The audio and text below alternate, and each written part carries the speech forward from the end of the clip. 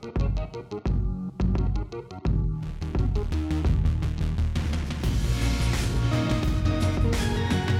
Nerf Herders, I'm Addy Thomas. I am Ben Milton. Thanks for joining us for another episode of Certain Point of View. Today we've got a special episode of Certain Point of View. We're going to introduce someone, but before we get to that, just want to remind you that you can go to our website and join us in our fantasy movie league.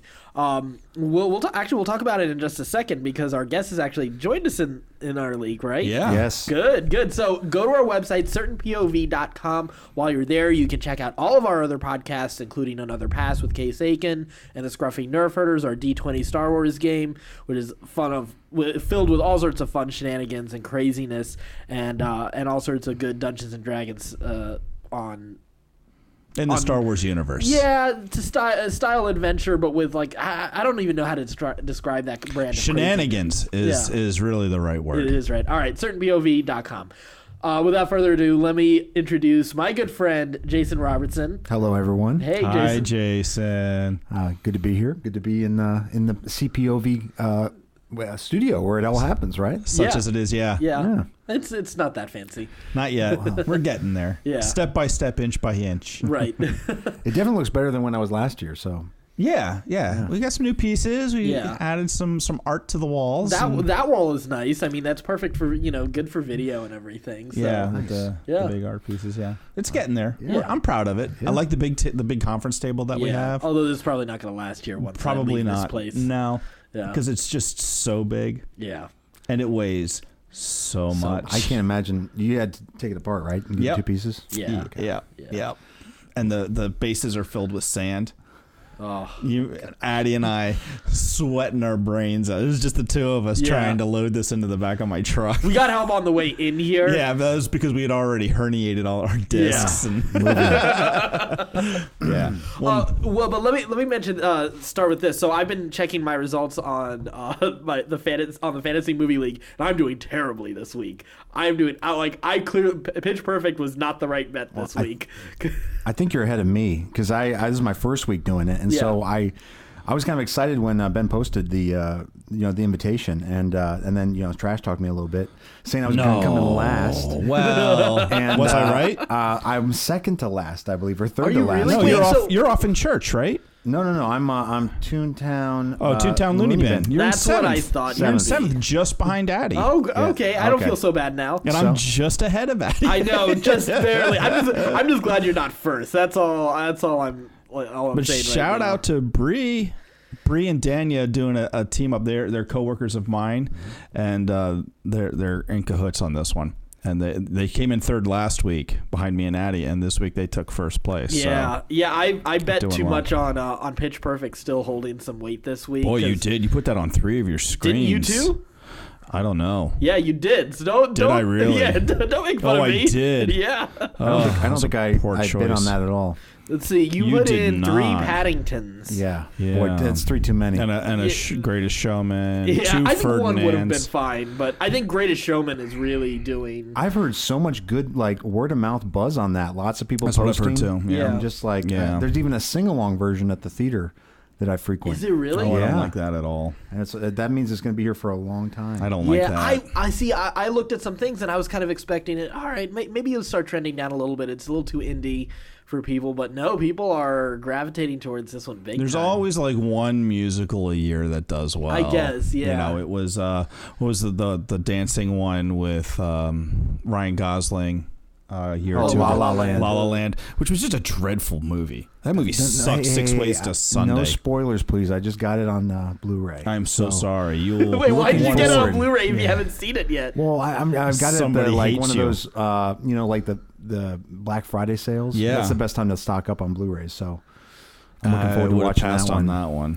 that one. Yeah, I did not enjoy that movie at all. Well, let's talk about. That means I'll love it. There's a good chance you're gonna be like, this is the greatest movie of all time. With the logic of what we're about to talk about, yeah, that makes sense because Ben and I are unashamed lovers of The Last Jedi. We think it's easily the best Star Wars movie in the entry of Star Wars movies, which is a big statement for big Star Wars fans. But we dug, there are a lot of people out there who don't like this movie too. And Jason, you're one of them. Maybe right here. Yes. Yeah. Maybe in the room. And that's okay. Yes. You can have your. And I'm actually really curious to actually talk to you about it because I want to hear an intelligent kind of breakdown of it because I've heard.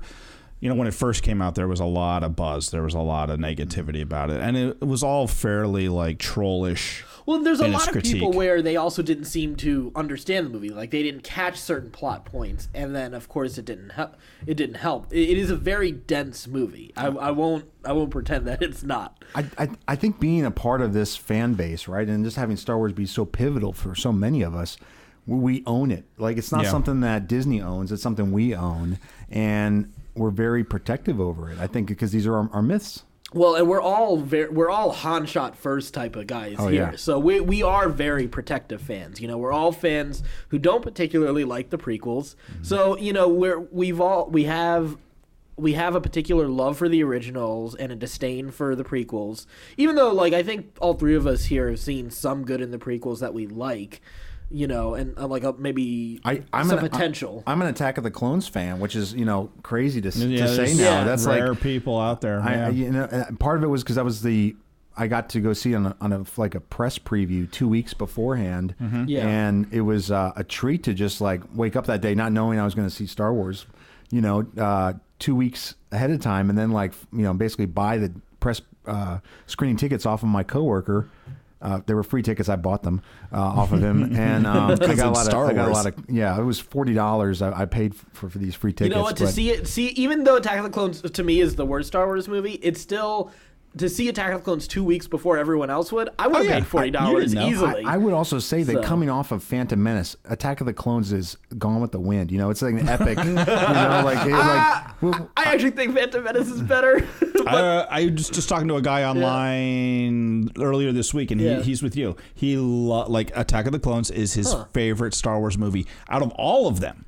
And I was like, really? Wow, really? And I said, why? And he was like, well, I started watching Star Wars with the prequels. And that's the one that he was like, I love the lightsaber fights. I love the big sprawl. And he's like, it works for me. That movie just really works for me. That's interesting. I did see a IMAX version of it when up here in DC, soon after it came out, after the press preview. Yeah. And I made this point to Addy. They actually cut out all of the Naboo Padme scenes of Anakin wooing Padme. And it's a much better, tighter movie when you take those cow surfing. There's no more cow surfing, and it just goes from one action set piece to another. And it's I really I think also I was so disappointed when I saw Phantom Menace because my expectations were sky high, and then at least this scaled your expectations down considerably. Yeah, and I think that Attack of the Clones was my first Star Wars movie in a theater as well. I didn't get to watch all the Star Wars movies until between Phantom Menace and Clones, actually. So you didn't go in with huge expectations. You went in with high expectations, not huge expectations. But I had already gone through the Phantom Menace. But I think I think that expectations also hurt The Last Jedi quite a bit in fandom because we are so protective. And help too. Mm-hmm. I will say that, but I want to get into that.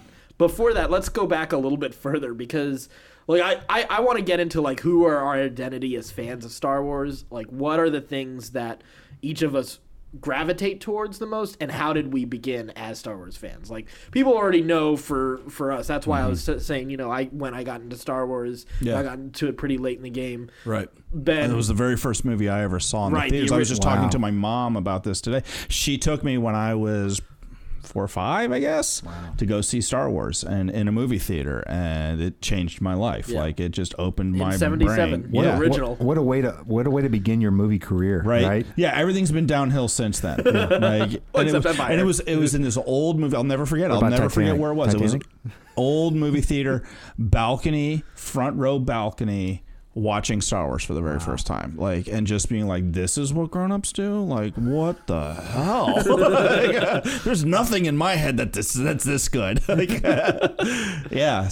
that was my introduction to Star Wars. Yeah, I was my older brother. I had an older brother who's 9 years older than me, so he was into space. He had the the big pictures up on his wall from the Smithsonian. I can't think of the artist. When you walk into the Air and Space Museum, the huge mural there with the astronaut. Yeah. It was just fantasy murals of the moon, So I grew up in this environment of just the frontier with space, So I don't remember the first movie I remember I do remember collecting Empire that Strikes Back like cards and like getting the triple pack of the cards and then the action figures. But the first movie I remember seeing in the theater was Jedi. Yeah. But for me, even before all of that, and it's kind of fitting that this is the venue was actually hearing the Star Wars radio drama on NPR, and we would rush. My brother and I would rush through dinner to run into the living room and turn on NPR and listen to, at that time, the Empire Strikes Back, adaptation for radio. So it was a serial week by week, and it was great. But I vividly remember. I didn't know about that until I was in college. That's crazy. I had no idea that existed, and we just binged that thing. Oh, I bet. Oh yeah, I mean, some of the actors aren't the same as the movies, but right. it's a great storytelling, and you have really good narration. And I think so. For me, I think I identified with Star Wars very early on, and I mean, even my birthday. I was born on the day principal photography finished on the film, July 16th, 1976. So I've tied, my identity to it in a lot of ways. I can see. I mean, like you brought back. I mean, like you actually have, and you brought it with you from August of '82. A Bantha Tracks, the official Jedi or official Star Wars fan club member. Yep. You were hardcore.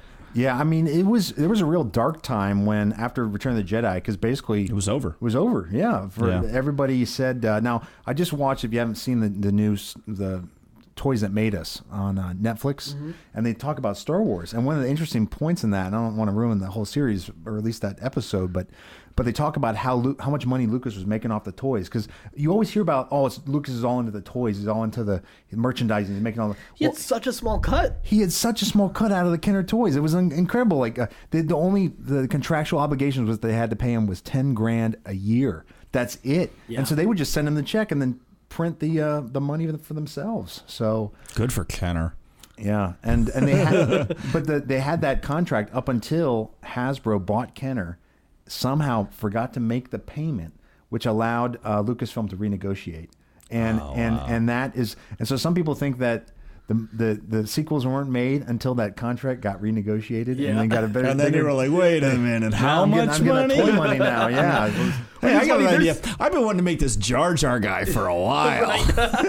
It's funny. There's so much lore around the making of Star Wars and the making of Star Wars toys, as much as there is in the movies themselves. Yeah, it's funny when you examine all of that as well. I think because as fans, we've all gotten into that to some extent, at least. Oh, and my brother, he would get issues of Starlog magazine. So back in the day, it was an exciting time because Lucas renovated so many different, he impacted so many different industries, right? The THX sound, the video. You look at like movies like Willow with morphine, and just like there's so many industries that his company, Avid Editing System, which we use at work, was originally Edit Droid that Lucas bought from Pixar. So there's like just all these strands that tie to this one man.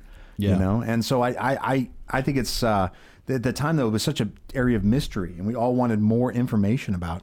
And there was no internet. No. There was Starlog. Starlog was our Google if you were a nerd, and that's all there was. It was like you said, it was a great time. It was also kind of a dark time. Like there was just you think there's rampant speculation now. It was just rampant speculation, but it was like between you and like 3 people. Yeah. And that's it. One of these Bantha Tracks issues before Empire Strikes Back came out had Han Solo with the lightsaber because he was about to cut open the Tauntaun. Now, my brother and I speculated, oh man, is Han going to become a Jedi? Like we were like really thinking that, this is what's going to happen in the new movie. So yeah, totally like the lack of context and the lack of just like any image out there was, man, rabbit trail time. Yeah, it was good times. So let's jump over into The Last Jedi specifically. So here's a key thing with I know there's a lot of disappointment, and I want to get to sort of your general ideas in a second. But one of the key things I've been surprised by is the backlash to the way Luke has been portrayed.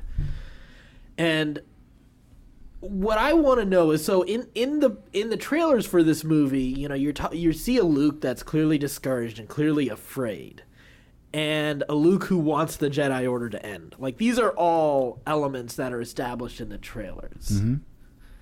what exactly were you expecting of Luke, and what it like? How did that meet with your expectations? And did you like all of this combined with what did you feel about Luke in this movie? I thought that going into it, I thought that they would really make him kind of morally like bankrupt and just kind of like, I'm done, like just checked out, very postmodern, like nothing matters anymore, you know, based on like, I just thought he's gonna become a cynic, you know. And I don't think that, I mean, sure, you saw shades of that, but I think you saw the cause of it in the film. So I didn't have a huge issue with Luke's. I know some people were very much like, you know, this is not my Luke Skywalker. Yeah, it's not my Luke Skywalker. I didn't have a huge issue because, one, we don't have enough time to develop Luke, and so the choices that the writer made, I felt like were okay. I mean, like, what do you have? You basically have this hero from 3 films you've developed, and at that point his arc was complete, and so like, you really, what are you going to do with him? He's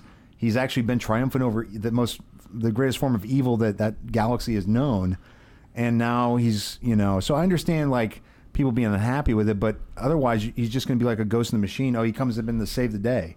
So you gotta give him a moral flaw of some sort. But I think for me, I didn't really mind the trailer, you know, how he was portrayed. I was curious because I still believe in, you know, a light side and a dark side, you know, and I see sometimes in our society there's a tendency to not to just be kind of like right. It's just whatever, do as you will, you know. It's morally ambivalent. Morally ambivalent, and I think that of course is not. And I think this is a real problem we have nowadays in telling stories, because you've seen the explosion in historical, you know, fiction in our storytelling, because there is a clearly defined gravity in those stories. You know what's right, you know what's wrong, because it's the historical setting of it, right? So I think nowadays it's harder to tell a story about our current environment, because we got phones that can solve most story problems. I don't have to go to see you. I can talk to you on the phone. I can FaceTime you on the phone, and that just kills tension. You know, it kills, like, unless you have some type of like technology tension, you know. But technology is just such a part of our daily lives that it can mask the issues with, you know, soul conflict. So interesting. So all right, go ahead and present your your keys to why you didn't like The Last Jedi, because I know you really don't like The Last Jedi. I mean, so my opposition to The Last Jedi, and I'll be honest, I wanted to like it, and I didn't. I was kind of, I think I put my expectations up a little bit high, because you saw the buzz coming out before the movie premiered. It was just like, oh, this is like Empire level of, you know, and like, man, really? And like, even like the stars were saying really positive things, like, oh, he just nailed it. So of course I'm like, I let myself go a little bit and was just like, oh man, okay, I'm ready. You know, who doesn't want to go to the movie and expect to see Empire, right? So I think for me, but you know, so I tried to taper down a little bit, and so I did enjoy the film for what it was, but I did have some issues. I wasn't like, I wanted to like walk away and be so angry with it that I wanted to burn the you know, Lucasfilm down. You know, I wasn't like that angry, but I was just upset because I felt like they took a lot of, it was like sloppy writing. I just saw things in there that I wouldn't expect to see in a Star Wars film, like whether it was the emphasis on the joke. Sometimes I felt like the joke led, when sometimes in Star Wars the joke, like typical Star Wars storytelling, I feel like the joke oftentimes relieves tension. It's not the focus, you know. And I think sometimes it felt like the joke was, whether it was your mama joke, or, you know, the opening, like, you know, line, the thing with, you know, Hux at the very beginning, it was just kind of like, okay, this feels a little different. Like the tone is different, you know, than we've seen in previous Star Wars films. I don't know. So I always felt like the joke was alone in the room sometimes, and it wasn't in the mix of a lot of action or character choice, you know. And then also I just saw things in the film that were like, I've seen this in every film. I've seen manhole covers ajar to you know, move characters from one scene to another. I've seen, oh no, it's a cliff that our characters might fall off of. Of course they're not going to, but oh no, it's a cliff, you know. And so like, oh, but guess what? There's the vehicle coming up above it at the right time. I was watching before I came over here. HBO had a Back to the Future marathon, so this tells you, I pulled myself away from that to come here and record. Yeah, no, that's a big deal for you. Those are your favorite movies. Probably my favorite movies, and it was Back to the Future 3, which is my favorite of the trilogy. But there's a scene in Back to the Future 2 where, you know, the DeLorean comes up over the hotel edge, you know, knocks Biff in the face with the door, and of course, like Marty's, he jumps off the ledge, but he's fine because of the DeLorean. I don't remember if we've seen that before that, but I'm sure we have. Yeah, I'm sure it's Hollywood somewhere. There's. I feel like it was even in like. I wouldn't be surprised if like an Errol Flynn type of. Yeah, movie, no, I vaguely remember something like that with. You remember those old movies where it was like Jason and the Golden Fleece with like the stop motion. Yeah. Jason and the Argonauts. Yeah, and the Ray stop Harryhausen. motion. Yeah. Like I vaguely remember something like that, like them going over the cliff and. Or maybe they coming jumped back, overboard on the ship on and the then rode up on the Pegasus or something like that. Yeah, the Pegasus. We got a flying horse back then. There's some technology of some there's sort that got them something that out allowed of them danger. to do that. Yeah. So we got a Lord of the Rings version of that too with Gandalf and on an eagle. Yeah. So I guess I'm just kind of.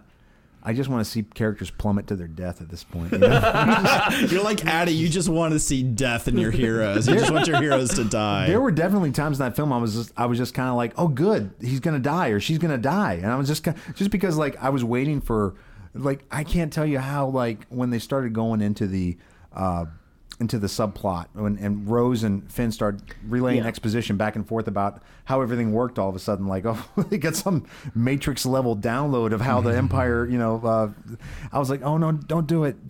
I'm like, in my head, I'm thinking, no, don't go into the plot this way, because it just felt like it was just kind of this, like, and this is what we're gonna do, and my biggest issue, I think, and why I think the film doesn't work for me as much is that it's a heist plot, right? We've got to break in and do this thing or steal this thing or shut this thing off. It's really the tractor beam again in a way. Mm-hmm. You've got to shut this thing down and get out of the reach of this mysterious technology that's tracking us. So, and with a heist plot, I don't think a heist plot can be your B plot. I think it has to be your A plot in a story, because if it's your B plot, if it's not as important, then suddenly the tension is gone dramatically. The other things are more important. So I feel like when you automatically make a heist plot, you're like, oh, that's the thing we have to do before we do the other thing. It's going to suffer your overall film. That's a fair critique. Yeah. I mean, I can't disagree that I don't find it. I don't find it unenjoyable. Yeah, because it adds to the density. For me, I don't know. I don't mind the density of the movie. I don't know if that's a result of me watching some of the old epics. Mm-hmm. Like if you watch a lot of those 50s, 60s epics, they have that. I know some people have complained a little bit about the double climax at the you have the big fight with Rey and the Praetorian Guard and Kylo Ren after Snoke's death, and then you have the showdown with Luke. The showdown. Yes, that's right. And then you also have the crate battle.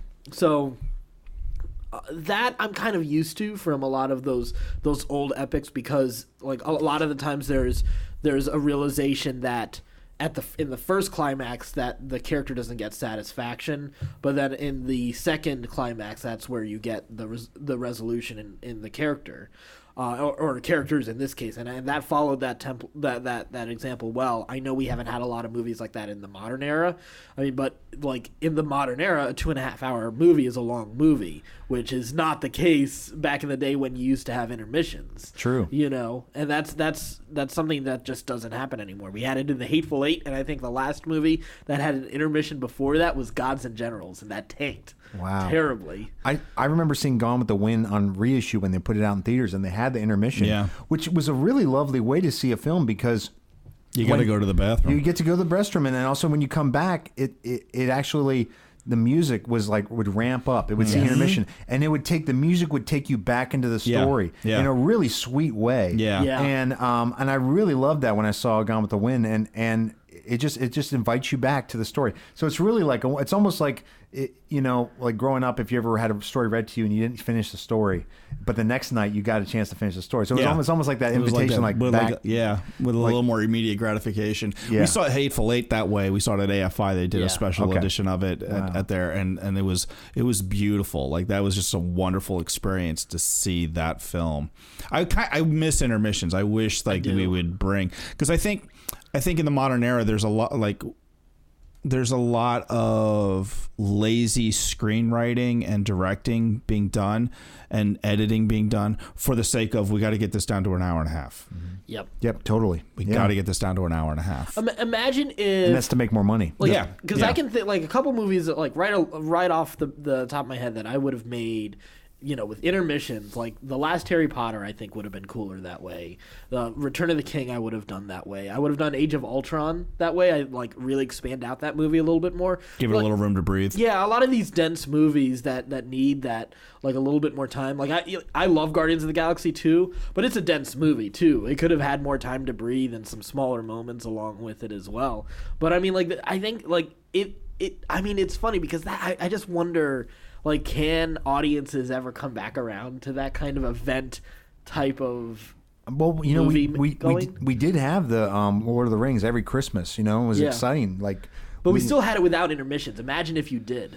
Return of the King could have used it. Oh man, I remember at the end of the film, I should not have drank that extra large. Oh my god, yeah. And I had to, when it's bad when you got to unbuckle your belt, right? It's just like, and you're like, if I get up, I might actually wet myself. Yeah, like just moving might break my bladder. Yeah, and you thought. Ill thoughts of Peter Jackson. That like when during the third finish, I was just like, you got to be kidding me. Yeah, buddy. like wrap this up, dude. Yeah, land this thing. So Addy's made some really good points about the density. Do you feel this movie was too dense? I didn't hear you say that. I didn't. The length didn't bother me. It's fun to go on a journey. I just watched Cloud Atlas for the first time a couple weeks ago. That's a great film. It is fun. I didn't expect. I thought it was going to be really abrupt, and like I heard you cuts between these different scenes, and so I thought it was going to be abrupt for the sake of being abrupt, but it didn't. It's smart. It was smart. It fit the story, I think, and it did something with the medium of film that I think can only do with the medium of film, and I like that. I like when you can do something like in the sense of tell these stories with the same actor playing different parts. Yeah. It doesn't always work. Like that's one of the criticisms I have of Back to the Future when you see Marty McFly in the future and he's playing all these different roles. And that's really what that movie is a bunch of people playing other roles.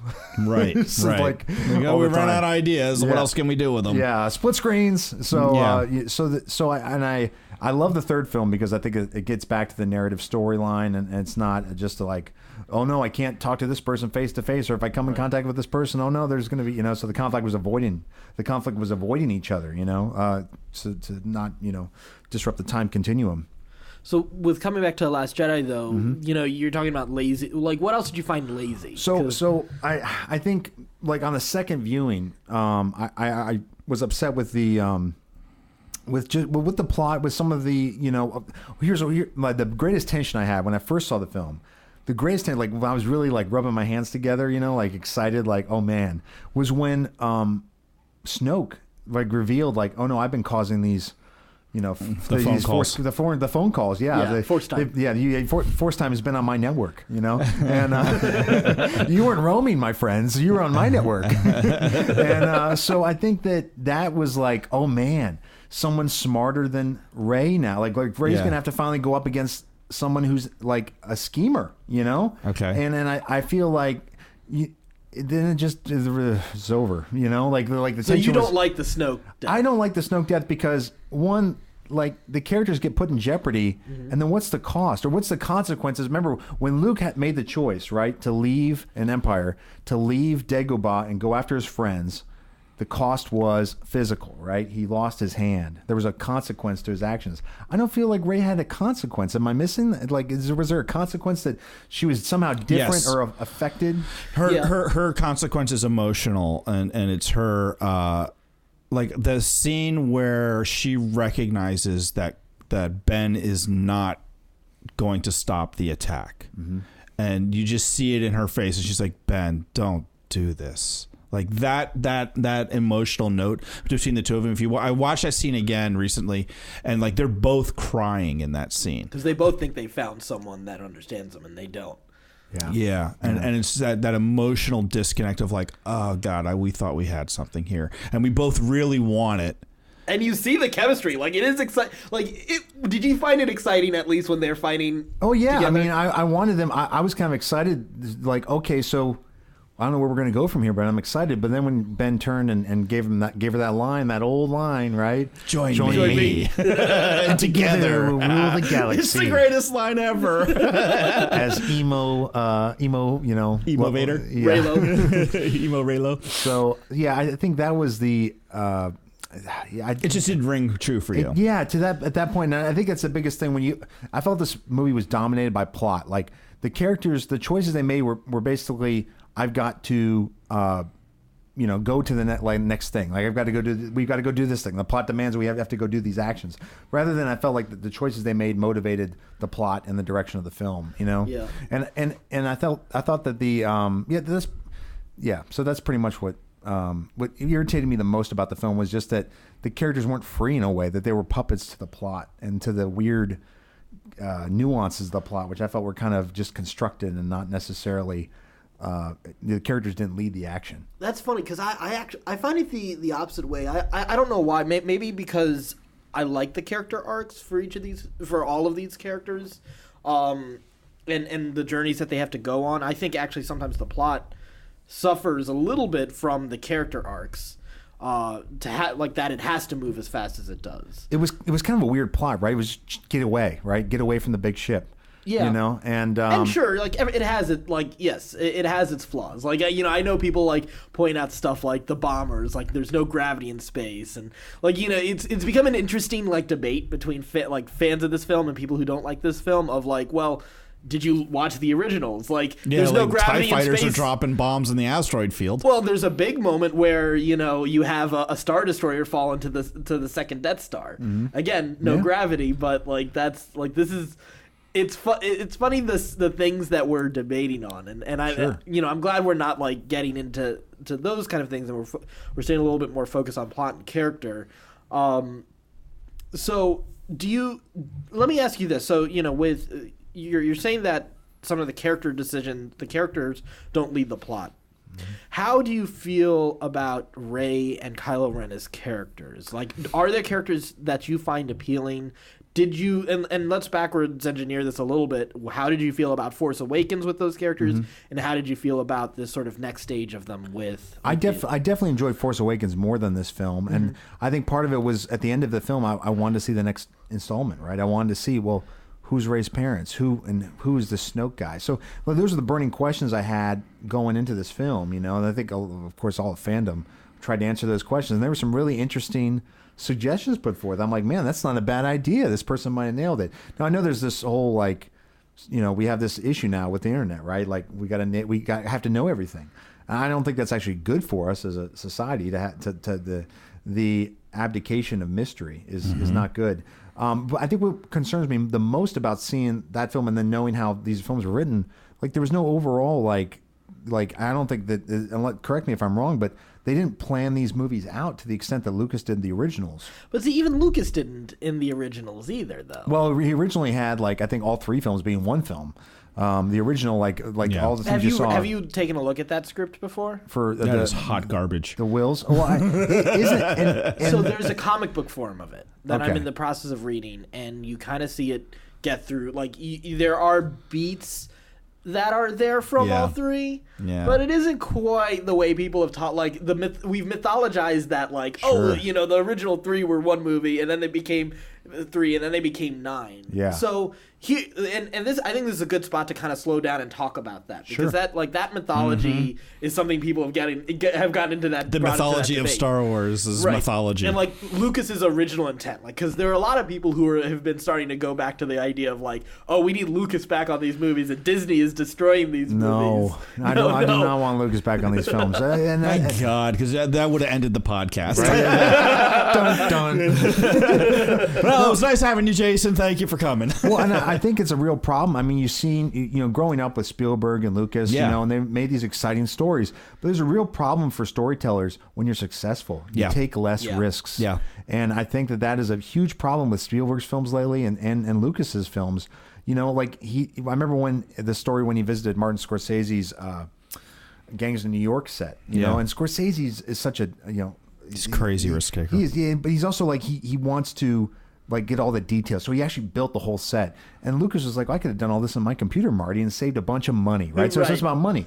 And I of course we're probably arguing about we like the stories, and for some people it's really about the advertising and the story, television. It's really an advertiser show, and the stories are mixed in there.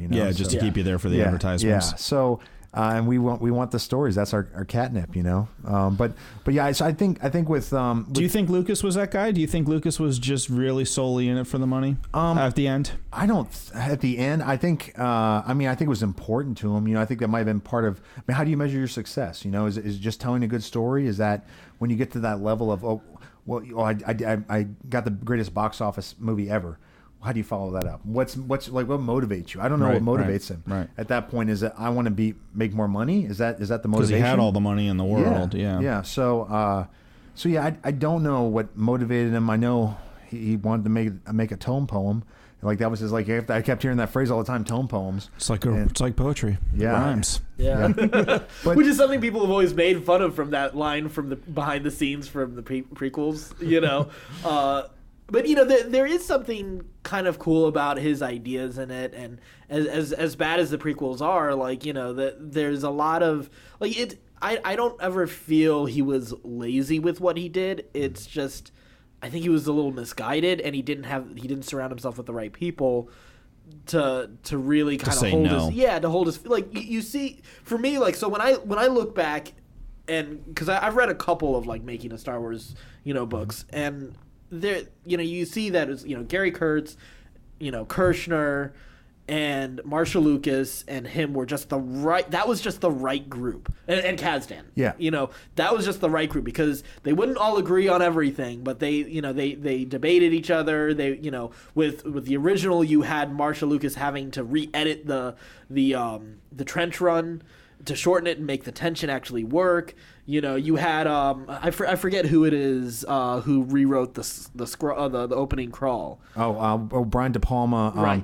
And it was really the best time in Hollywood. I mean, because there was great talent. It was like all these auteurs, right? You had like Spielberg, all these graduates from film school came to Hollywood, and you had a dying studio system with all this equipment, and just needed fresh talent, right? So all these guys came in and basically just robbed the place. Yeah, but basically, like, hey, we'll borrow your gear and tell our stories, and then they ended up becoming the new system in a way. But like you ended up, I mean, Lucasfilm, they became the Empire. Lucasfilm, DreamWorks, yeah. So they reproduced after a system that they actually had grown up in a way. But at the time, at their youth, they told risky stories. There's a really good Netflix movie about De Palma, because I like De Palma. I like his.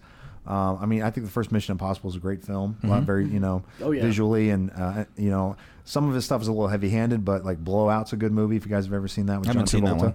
It's all about sound. You guys would love it, and probably totally improper, but about like, you know, I think an audio guy who ends up, you know, capturing an assassination, the sound of an assassination, and then has to figure it out. Yeah, nice. So, but that like they just told some really exciting stories at that time. They were in the right place at the right time, and they would give each other points on each other's movies. So there was just a guild, so to speak, you know, of these young filmmakers. So I think that really ended up bringing us into this exciting time of storytelling.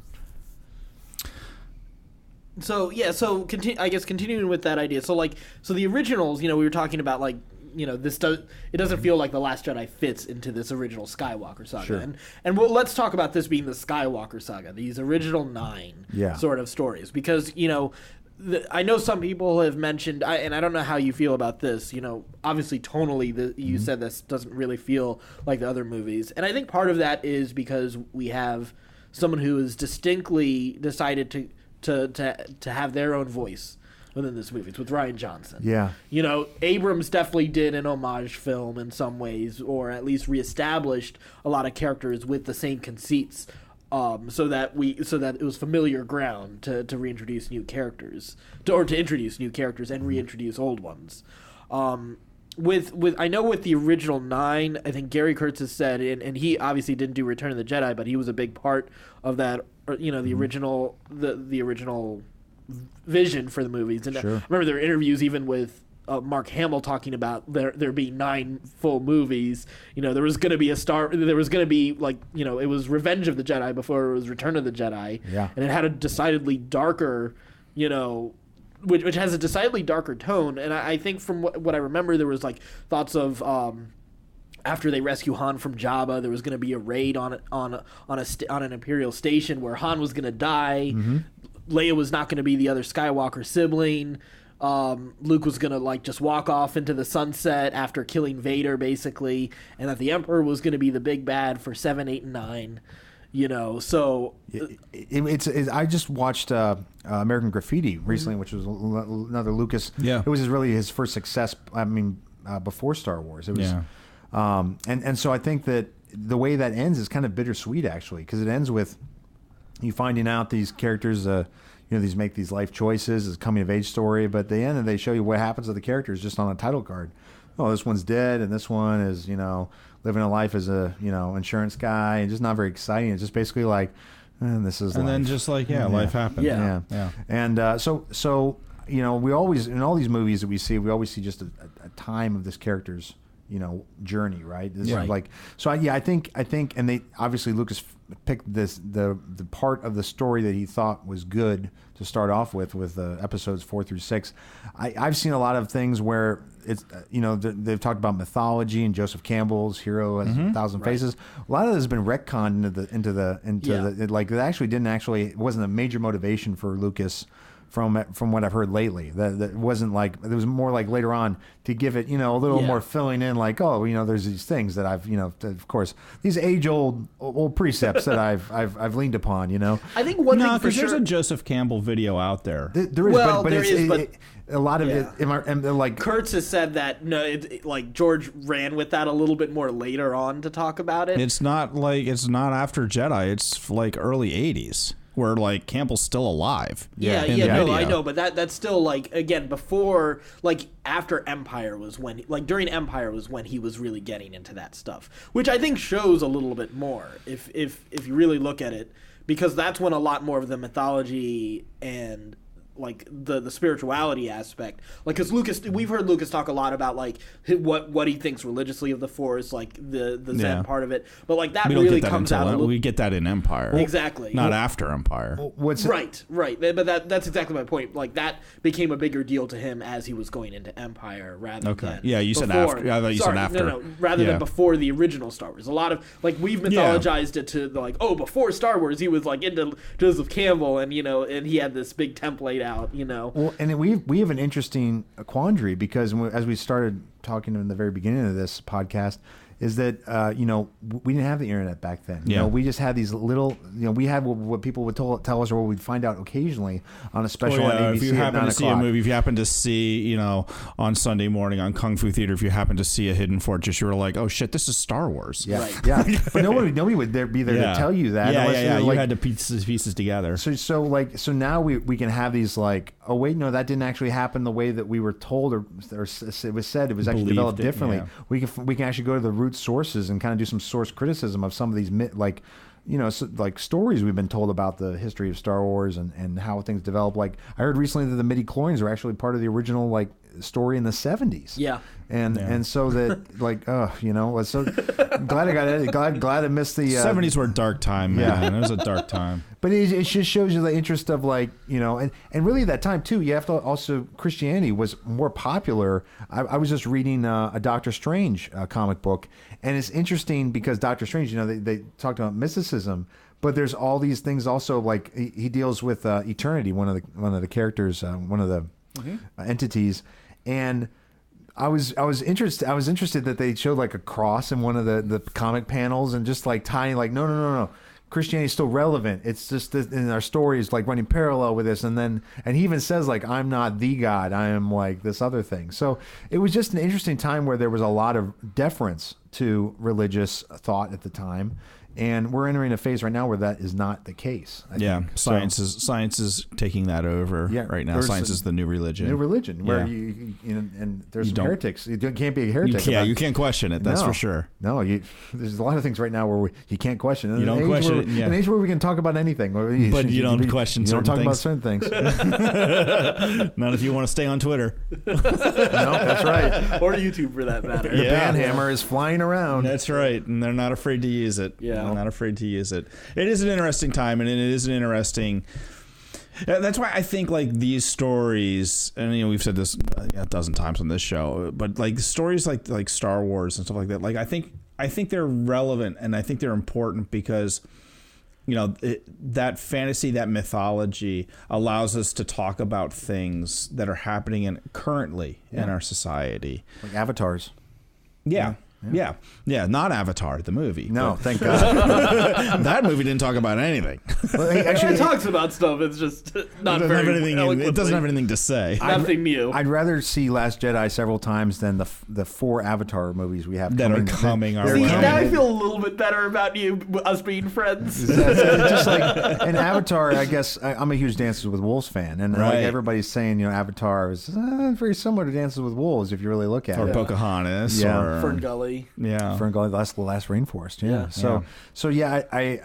I guess this probably isn't. I didn't come in here guns a blazing, but Last Jedi, it's a little bit different than our debates over the past couple of weeks. I might have just mellowed a little bit. Maybe if I'd seen it again today, my vitriol would be full. If you happen to see it again, maybe like in the schedule of recording in the post like 24 hours afterwards, there'll be an appendix version where I just ran for 20 minutes. It's not too late, guys. We could go catch a viewing. Right, and then come back and then and just really rip it apart. Oh man, that'd be a fun experiment, wouldn't it? Like, but I guess I found that what bothered me the most were there were times where I felt characters were put in jeopardy.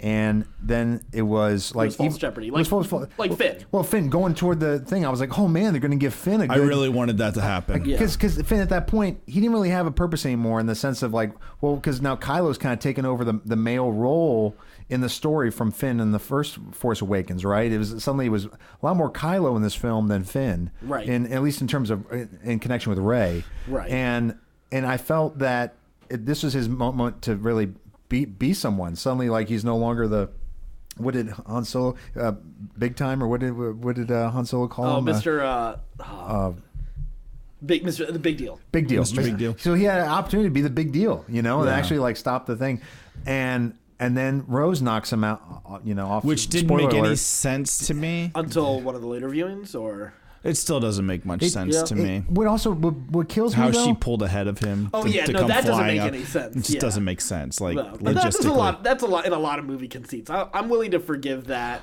What bothered me though, that I just could not forgive, was the fact that she didn't die. Yeah, and she does the pass out. She kisses him.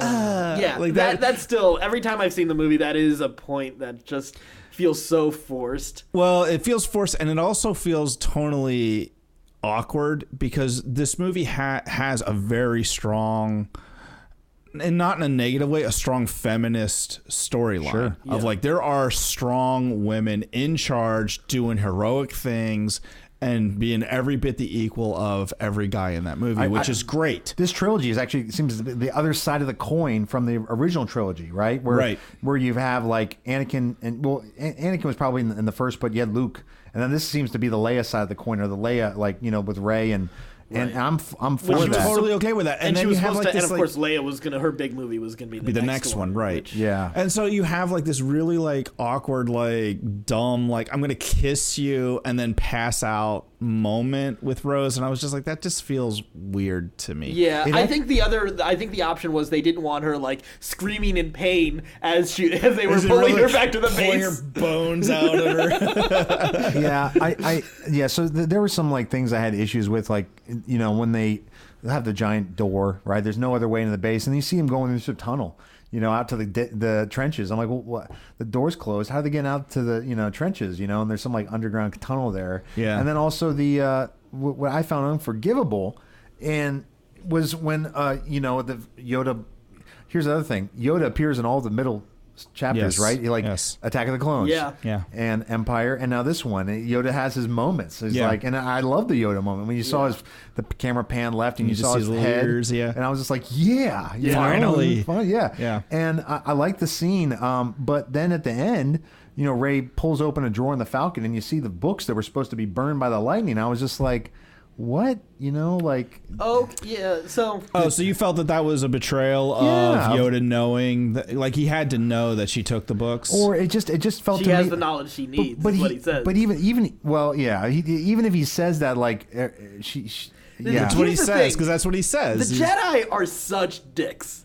And those especially guys, Yoda and Obi-Wan, as much as I love both characters, like they easily are like my top 5 Star Wars characters. Yeah. You know, Mace Windu is Mace Windu is actually the most straightforward. He's just even worse.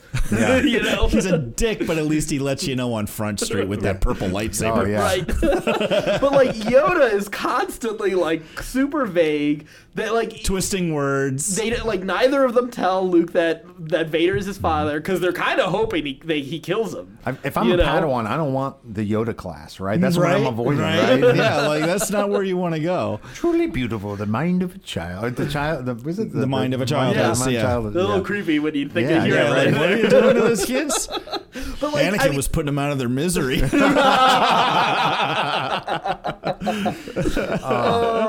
So and also like the Anakin lightsaber thing at the end, I thought that should have been Luke's green lightsaber. I mean, that's kind of a slight point, but it would have been more interesting story wise when Luke and Ben do the face off on Crate. But you've come to terms now with how that scene happens. But you know why he uses that lightsaber, right? Because Well, that's Anakin's lightsaber. sure. And he's just trolling. And it's a saber he knows. It's a saber he knows Kylo Ren wants. And also, Kylo Ren doesn't know that saber is destroyed at that point. Didn't it already happen though? Like, didn't it? It blew flashed. apart. It flashed, but they didn't. He gets knocked out. You didn't know that it was broken. Oh, okay. It flashes, and he just get knocked out. Okay, well, it's vague. They could have done that a little bit better because when they briefly fought, when he tried to kill him, it was with the green saber. It would have been, I think, a little bit more like.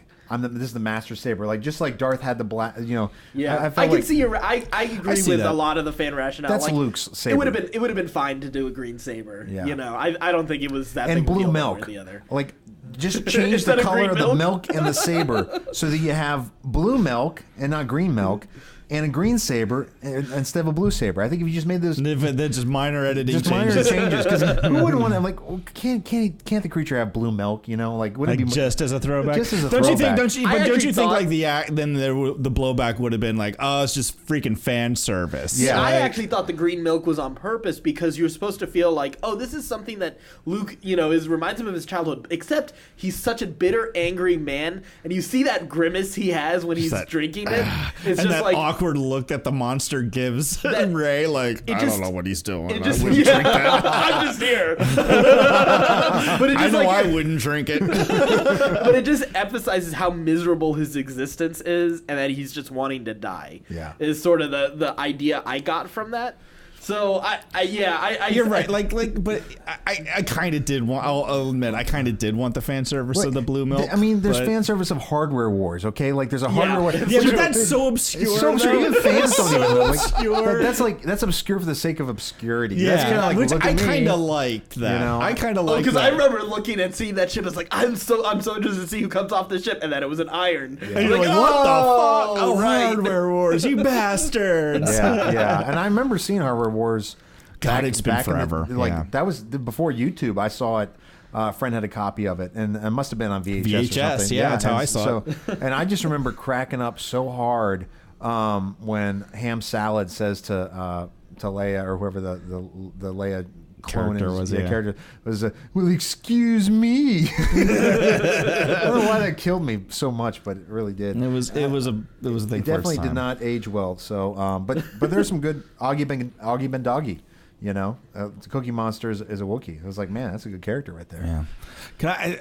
Can I tell you what bothered me the most watching it again? That really irritated me is how perfect Rey's makeup is on Achu. Yeah, Octo. Really? Octo. Her makeup It is bothered me the so first time. Perfect. Man. Like she's got like layered eyeshadow on. And I'm notice like, that in that scene when she's sitting on the rock, I remember seeing it and I was like, that's a little too perfect. she's a makeup. little, they really. I mean, she did her looks up. great, but still. I was like, what is she putting on eyeliner? Like, this is crazy. Like, that I noticed it was irritated like me. it looked like lip gloss. Yes. That's yes. what I was like, what is she wearing? Like perfectly shaded eyeshadow. I'm like, what is happening here? I have to say, it was a really weird moment for me because I remember I was watching that scene the first time and I was like, is she wearing lip gloss? It's like, do I still have my man card that I noticed she has lip gloss? That was like my processing that moment. I was like, oh, cool, they're talking about the Force. I can move on from this. Yeah, and that super irritated me. I totally missed that. I did not see that at all. You will never You'll unsee never it now. not be able to see it. Like when you see it, you're like, dude, oh. she is way too made up. Way too made up. Like that must have been like a contractual thing that she had where she was just like, if I'm going to be close-ups, you got to make me look good. Now, here's a good question. Who's going to come out of this trilogy, right, and actually get a lot of work? Like who? Because, Harrison Ford came out of original Star Wars. Yeah. Mark Hamill did not, at least. Well, Hamill... but compared to Harrison Ford, there's one guy. There's one star that came out of that. You're right. I mean, but it's going to be. I also what's his think name? Circumstances outside of that. Yeah, the car crash made a huge impact on. I think the car crash. I think Carrie Fisher's drug issues. Had some impact on that. Like, I don't think that's just like, all right, well, Hollywood, didn't want them. Or typecast them or whatever. Do you really think they wouldn't have wanted Carrie Fisher if she had a little, let's just say her life took a different turn, or if Hamill had the qualities they felt was like a leading man quality. Well, isn't it interesting that Harrison Ford is the reason that we have these movies, because he came back to it, right? Hamill came back when Harrison Ford came back. And I like, it's interesting that Harrison Ford came back to the series, right? And unless George promised him, you're going to kill him off. You're dead. And I think, I think that was the understanding. I'm pretty sure it was. And so I think so I'm wondering who will be the person that if they ever do a future trilogy, 20 years down the line, we want you to come back. It's either going to be Oscar Isaac or Adam Driver. Mm-hmm. I think they're the only two. You don't think Oscar Isaac is pretty. Daisy Ridley? No, man, really? She's not special to me at all. She's completely forgettable to me. Oh, really? Have you watched? She does nothing for me as Rey. Oh, I think she's really. I think there's a charming charisma to her. I like her. I think because I also watched Murder. Plucky. Yeah, I watched Murder on the Orient Express, and she was also like one of the enjoyable parts of that movie. Like, I mean, the thing is we have seen so little of her. Like, this is her third movie. Including Murder on the Orient Express at this point. I mean, Star Wars was her first movie. So, let's see what else she has. Like, I think she's got a movie coming up with, what's his face? the new Spider-Man. Tom Holland. Don't get me wrong. I don't think she's going to Jake Lloyd this. But I don't think that she's not going to go on and be to superstardom. We'll see. I don't think so. I think she's not Julia Roberts. I think she's talented. I kind of see her in like Tom Holland in the Star Wars or the Spider-Man. They both seem very talented for their age and for where they're at right now in their career. So I don't know. I like both of those characters, even though I guess it's still Marvel and Disney. But the other thing about the villains is there's a problem right now with our storytelling where villains are bad because they're the villains. Let's delve into that. Because that is something I want to get into, because there's a lot of controversy right from the beginning about how people feel about Kylo Ren. Mm-hmm. Okay, I think thematically, I think he really works as sort of this face of nihilism. Sure. Which I think is something that's very appropriate to this era. So there is a postmodern, and it's not just to sound pretentious and educated, but I think because I have no idea what you're talking about. No, but I think this movie is decidedly postmodern, and I know that's something you don't like about this movie. I would not mind the postmodernist if it came in better writing form. I don't mind some of the beats in the film.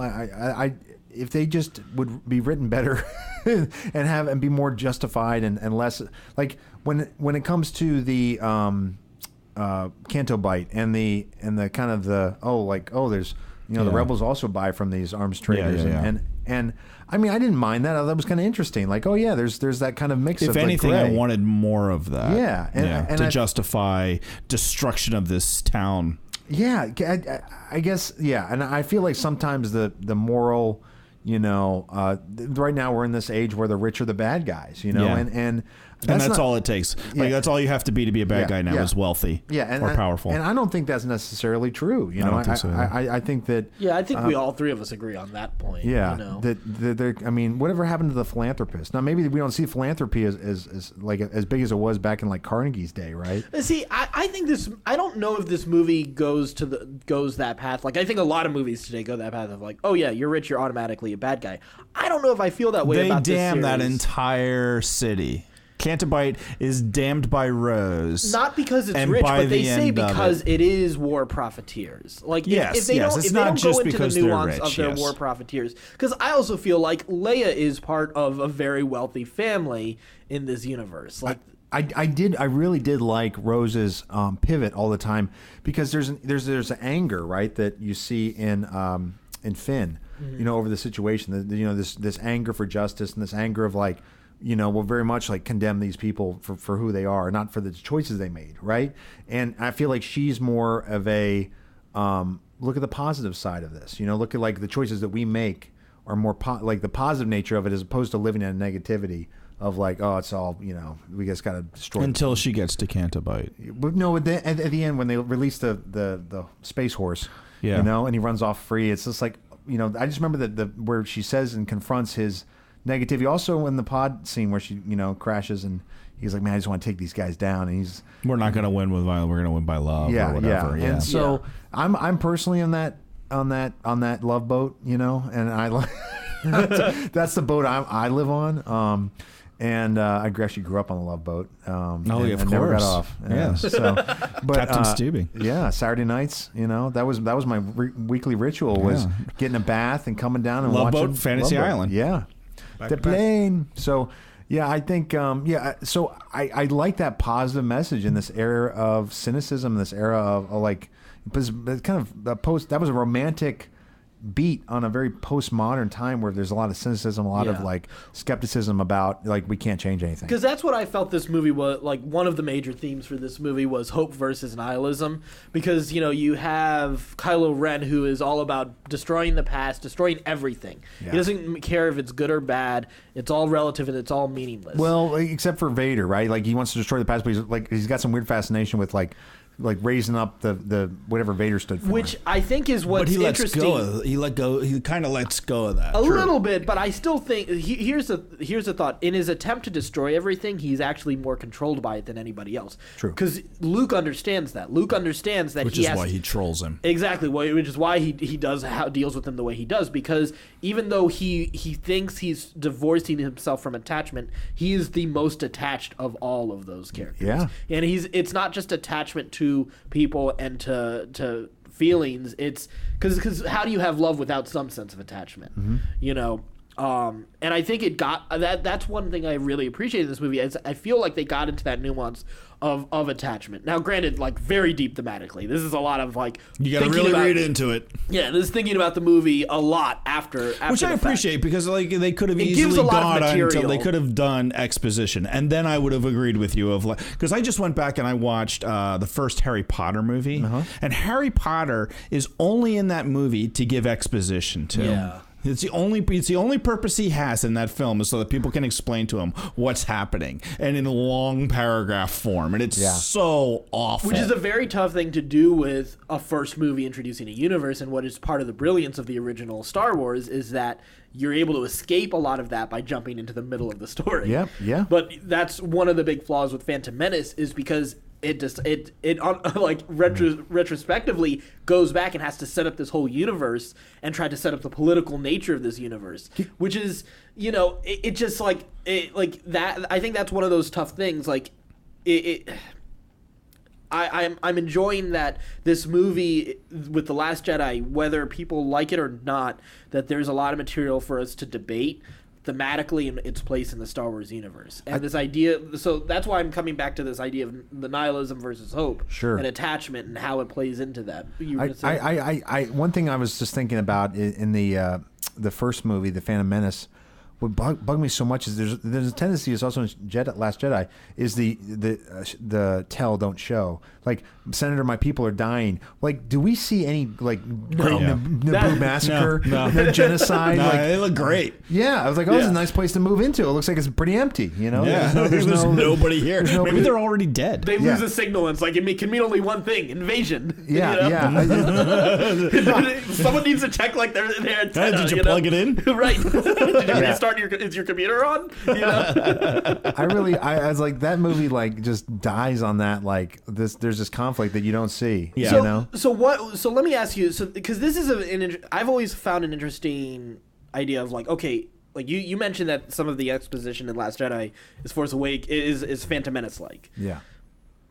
What are the aspects you felt you needed to be demonstrated? Like, what are the things? Because this is a very interesting point, I think, because there's a lot of world building that I think sometimes we look at the originals and we feel they did world building, so they did world building incredibly well, but they showed just like, I mean, you have Tarkin talking about the Senate was shut down. It was just really quick lines here and there to establish the type of world that they're in. But there isn't all that showing that we sometimes talk about. So can you give me like some examples of some of the places where you would have liked to see more? Well, I mean, obviously, I would have liked more on Snoke's backstory and more on the First Order. Like, who are these? Like, again, this is the problem, right? We have these villains that they're bad because they're bad. We don't know their motivations. That their motivations are we don't like the rebellion. We want oppression. Oppression is our brand name, you know. But see, isn't that the deal with the Empire too? Yeah, I mean that's the same problem. It's like I think I was talking to somebody, or somebody mentioned that it would have been cool if they had clans like break up after the Empire, which is probably more realistic anyway. You'd have regional governors, you know, breaking off, fighting for power, instead of having this suddenly like, hey, that monolithic power structure just failed, renamed but itself. Let's do it again. Renamed itself from Republican to Democrat. Don't you think that's? So don't you think that's the sort of thing that happens in the expanded universe, not in movies? Yeah, and again, that's the problem, right? With the film is like if you, and I just think so much cloth has been borrowed from the original trilogy. I mean, like if you look at Crate, it's the beginning of Empire Strikes Back. Only now it's the end, and it's the opposite direction. You know, the walkers are coming from the left this time. You won't know it. Yeah, so there's even trenches. Because another friend of mine also has the problem with like just call it the Empire. It's the same thing. Yeah. You know, and see, like I think that Empire 2. Right, it's the First Order, Son of the First Order and the Resistance. It's just the Empire and the Rebellion, and I agree, it is. Mm-hmm. You know, we can't get into the nuance of what the extended universe can do by showing the clans break up and showing the First Order is united as this thing. But like, if you're looking at this higher view, this bird's eye view of history, like World War I and World War II look the same on the surface. You know, history repeats itself. Yeah, or it's a continuation. Like there's a cessation. It's not really the ending. You know, like remember like the Cold War. Like when the Cold War ended with the fall of the Berlin Wall, we were all like, "Hey, that's it. No more Russia problems." We're finding out that what? Wait it's a not minute. Over. They're still they're still out there. They're still not liking us, but we won. Yeah, they like us. We thought we won. Yeah, pretty soon they're going to shoot a sun at us. Right. Yeah. Or we're going to shoot a sun at them. Who knows which side we're on anymore. Right. Who's invincible, right? All right. Yeah, and see, I think that's one of the things I appreciate about sort of the broad strokes that they do that world building in, because I feel you can only do some of that world building in these broad strokes. I feel in books or TV or yeah, for the movies they can do that, and they can get into the nuance in the books and the comics and the TV shows and all of that. You know, so I know that like I feel that's a very difficult thing to do, because then some people feel like, oh well, now you require me to read this book or watch a movie. Do you feel that this is a movie that requires you to know that outside information? Well, I do feel like when they relaunched, when they basically killed the extended universe, right? Where the EU, right? Yeah. When they expanded the universe, when they killed it and they started releasing all these new books. Man, wasn't it exciting? In some way, like I know the EU diehards are like, no. You know, WTF? Don't. Yeah. No, I want my like that. That's my Star Wars. Well, no, I didn't. I don't mind that they killed the expanded universe. I just don't want to read a goddamn book. Yeah. but like aftermath and like or they should do a radio drama or something. Right? Like make it easy for me. Don't make me read. I love the comics. I haven't gotten into the books. I want to read the books. I started a book once. They're not great books. I started the Kanan Jarrus book, and it was awful. Yeah, I know some of the writing. Like I remember reading the Thrawn trilogy. You know, right. And the Thrawn trilogy is a standout. It's great. Like that was what, and you wanted that continuation. You know, Truce of Bakura, which was like the one that I think immediately came after Return of the Jedi, and those trilogies. That was like that was before. That was before the. Wasn't that before Phantom? That happened for me in high school. I was in high that school. happened in the dark 94, times in between Return of the Jedi and Phantom Menace. It was 92. Wow. Yeah. I just remember, how exciting it was. Like, oh, we're finally getting a continuation of these films. Yeah. And I mean, because it was, again, all those Star Wars comics from Dark Horse, all those the novels. Those were what held Dark Empire. Yeah, all those held the fans together. And the until, games, and the games. Like the games Shadows were a of big the part Empire. Of, Shadows of the Empire. I mean, there's so much out there. There's a lot of cool stuff.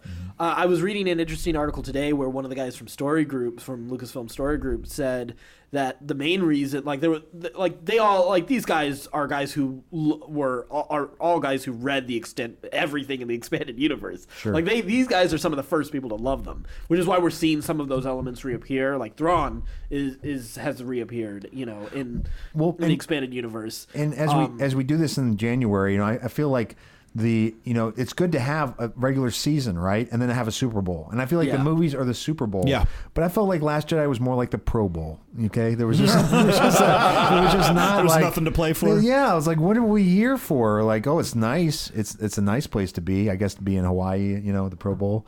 But I don't know. I just at the end of the story, I'm like, I had no desire to see just walking out of the film, I had no desire to see a follow up.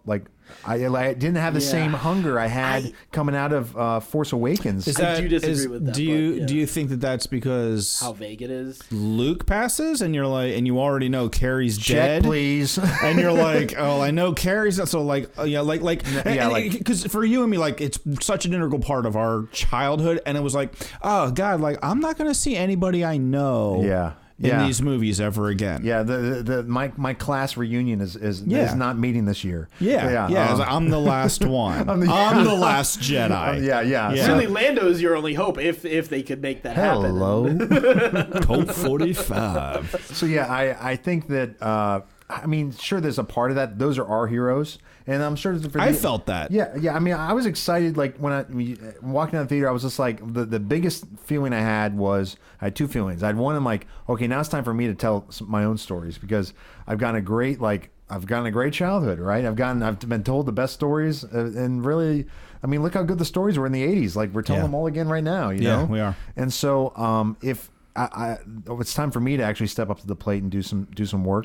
And then the other thought was just I'm so thankful for that trilogy, for that Star Wars trilogy, just how it expanded my universe in a great way. It basically showed how hope conquers evil, Do you think this movie matured the series in any way, meaningful way, or do you?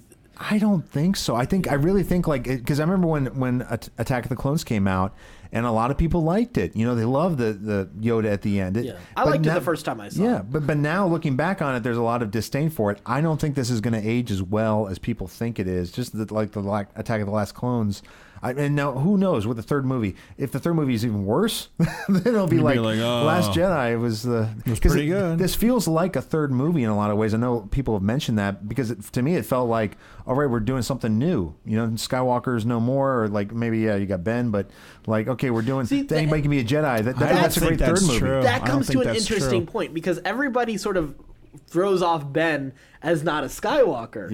I always find that's an interesting thing because I think he's still part of the Skywalker story, and because this is I know there are a number of people. This is not the only. You're not the only person to have said this, but this felt like this was the end of the story. This was not a good middle story. This would have been the fine ending for the entire trilogy. Sure.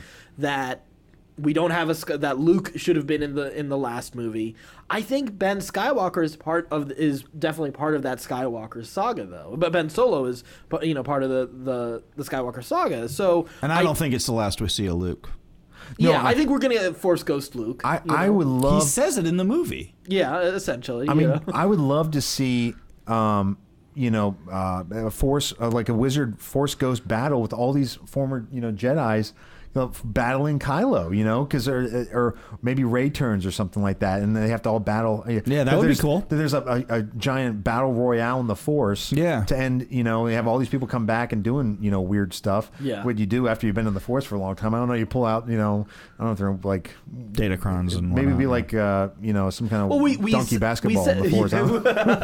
We set up this precedent though for in this movie, like, it expands even the powers for Force Ghosts. We can see Force Ghosts even interact with the real world in this with Yoda. Yeah, you know, when he calls down light and 3PO and being able to see it. Yeah. So balancing the Force. So like basically all these Force Ghosts going to come back from Force retirement home.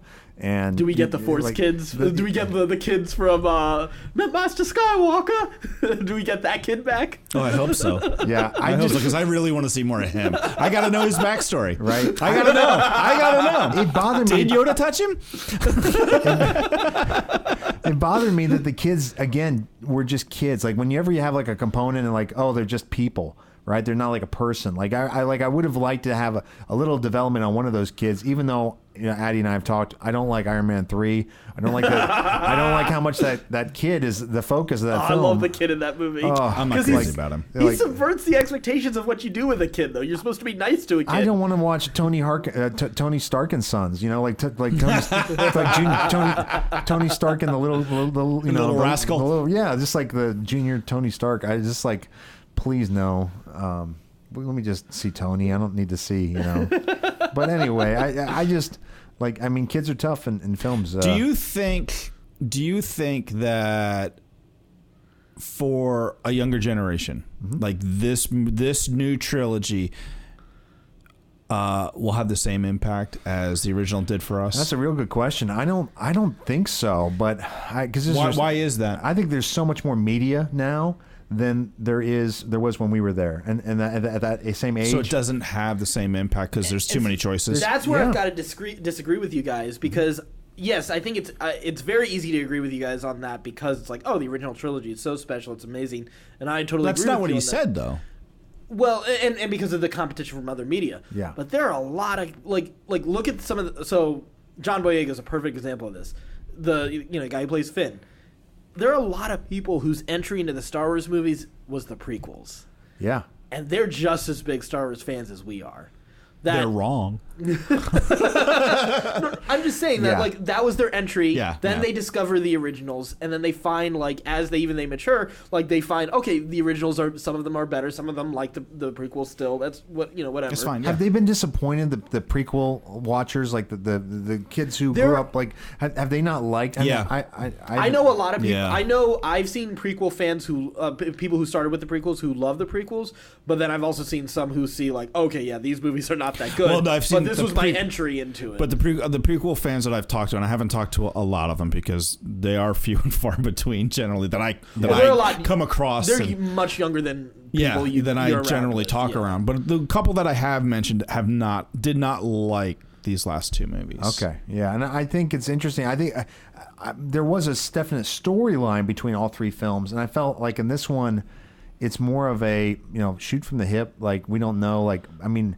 What really is the story here? Like the rebels? Oh no, it's the base is we're in jeopardy. We got to leave. Yeah, we got to find a new base. Well, see, I think for me, this movie is we already talked about sort of the nihilism versus hope. Sure. But I think the bigger story for me is in this one is about the idea of heroes, and I think this is very relevant to today because we're in a time, and you're talking about the information age and internet and being able to verify certain things and hide behind certain things. This is an age where our historical heroes have come under fire big time. Like the way we look at certain figures in history is constantly being reevaluated, and whether or not we should revere these people, or should they have a place in, like, should some of these people have statues? Sure. Should some of these people have things named after them? Like, who are the real heroes? Like, who are the people who were losers? And what were the cost to them, and what are those repercussions for people now? And I think this movie delves into a lot of that. And a lot of that, yes, there is some of that in Canto Bight, but I think that's the thing every one of these characters is discovering. Well, one person I know who's not a fan of both Force Awakens and The Last Jedi, he doesn't like that. It's weird watching characters who... Like, it looks like we're in this movie. Like, Rey is almost like a character in this movie who's heard about Star Wars, not a Star Wars character. But I actually kind of think that's brilliant. Like when we're first introduced to Rey, she's sitting, on a downed AT-AT. She has her rebel helmet, and when she meets Han, she knows who Han is. She knows who Luke is. Like all of these people are heroes to them. Mm-hmm. Like even Finn knows, like, has heard of Han, and and has heard of Luke. Like all of these people are heroes to them, and they're finding out that they're all fallible. But they've also, like, all of these characters have kind of bought into who all these characters are, who all these heroes are, to the point of even believing that they can callously go off into these fights and win. Like, you think about, like, A New Hope and Empire and Jedi. Like, you see all these guys, like, kind of shake off, like, never tell me the odds. Yeah. Like, they go and do these dumb things. Like, they go into a cell block, have to get into a trash compactor, barely escape with their lives. So there's almost like an invulnerability that everyone kind of believes in with the Star Wars universe. Mm-hmm. And everyone in this movie has to figure out what being a hero is really about. And they find out that they all fail miserably. And I actually like that, because what it does is it's an evolution from heroes into leaders in a meaningful way. Yeah. For Rey, it's about, like, you know what, I believe so much in Luke that I think I can turn Kylo Ren, even though that's not what she's supposed to be. Because she wants to just fit into this bigger picture rather than lead in this world. Poe is this hotshot pilot who can do amazing things, but he doesn't think about the cost to the people around him. Who basically wants to, like, he's been on this search for Luke, and he's not even the person to bring Luke back. But he has to learn that he can't do sort of the things he always heard that the rebellion did, without cost. Yeah, because he's a son of the rebellion. His parents were X-wing pilots in all these. Poor Poe Dameron. I mean, he's searching for Skywalker. I don't think he ever meets the guy, does he? He sees him as he sees his force ghost, and when he's walking through as he watches him walk out. Yeah. Were you looking for me? Waka waka waka. Finn. I think Finn has a little bit more. Like it took me a little bit more thought to figure out his arc, but he's a character who doesn't want to be a hero. Doesn't want to be a leader. He just wants to fade into it. But he also has bought into a little bit of his hype that he was able to get away with some really cool stuff in Force Awakens. But then he has to learn, like, okay, I can't, I really question how, like, looking back on this series, like, how will we think about these characters? Because I mean, we've alluded to it a couple times, how, like, the evil, like the villains they face are just kind of one-dimensional in some ways. And I always felt like with Vader, you had such a great developed villain. And did you? I think you did. How developed was it? How do you like you see him in Star Wars? How developed? Like in A New Hope, how developed is he? He's just a big guy with a lightsaber. He kills Obi-Wan. You are part of the Rebel Alliance and a traitor. Yeah, I mean, like he has a couple like great lines, but we don't know dick about that guy. I think that's part of the mystery of him is you don't know like it's kind of a mysterious evil, but it also like you see him like force choke somebody and. I think we talked about like how the ordering, the cutting of the film and post production actually made Vader a lot more scary. Like they actually induced some more drama into him because the way it was originally written, like basically everything that he reveals about the Force and about the dark side would either precede Obi-Wan or was after Obi-Wan. It was just kind of like, oh yeah, here's the other side of it. It was kind of like the cat was out of the bag by the time you saw Vader doing Force chokes and stuff like that. So I think that. I don't know. I feel like there's definitely that it's basically that drumbeat up to the point where he kills Obi-Wan, but I think in Empire when he basically says, "Luke, I'm your father," and then I'm gonna maim you. Yeah. It's kind of like at that point you get a little more nuance in the character. I think you introduce nuance, but I think all it does is it gives hope for redemption for the character. I don't know if it necessarily develops motivation for him. Yeah, I mean, he was very mysterious. Remember, like when you see him without his helmet, and you're like, what happened to that dude? Yeah, like, oh man, that's a workplace. Yeah, there's accident. there's a lot of mystery surrounding Vader. But then, like when you go to the Emperor. Like he is Snoke. Yeah, but it's the exact same character. I don't think there's a lot of nuance with Vader. I don't think there's a lot of development with Vader. Honestly, I think there's nuance. I don't think there's a lot of development. Yeah, sorry. I mean, you're right. There's nuance with Vader. There isn't a lot of development. In fact, I don't think we get that development until the very end. Actually, I don't think it's even until the prequels. Until the prequels for either him or Palpatine. Well, I mean, it's a spoiler, but not even really for Palpatine. You know, like Palpatine gets nuance, but he has a redemptive storyline for Vader. So there's some development in the sense of like, oh, he can be like. Luke's like, there's good in him. There's good in him. I know there is. So, That's true. So we see more of the hope of Vader's nuance in Luke's hope for him as a character. You know, like like Luke gives us more information about Vader than Vader does. See, with Kylo Ren, I do feel that there is development. Yeah, I think he's our most developed villain so far. Yeah, I don't look at him as a flat character by any means. Like he's a character that like. We like now we know that like Vader and Palpatine had sort of like a really tough relationship. Yeah. Like they're at odds with each other. But you really see that with Kylo Ren and Snoke. And instead of saying like let's get a repeat of the Emperor with Snoke, sure. You know, let's if Vader got a chance to overthrow the Emperor, let's see what would happen. Yeah. And I think that's what we're getting a chance to see with Kylo Ren. You know, what if Luke decided I'm going to take down I'm going to successfully strike down Vader? Yeah. You know. Well, Luke though was just like, you know, at the end is like, Kylo, you're so important. I didn't even show up.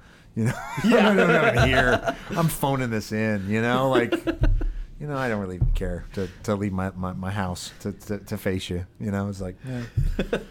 Is that how you felt? Is that how you felt about the Force projection? You know, at the end of the day, I would have liked to see Luke live because I feel like the Force projection was cool. I don't like when he died. I was just kind of like, huh? Because I felt that it. Well, obviously, it was like, wow, he's really good in the Force. Oh, but not that good.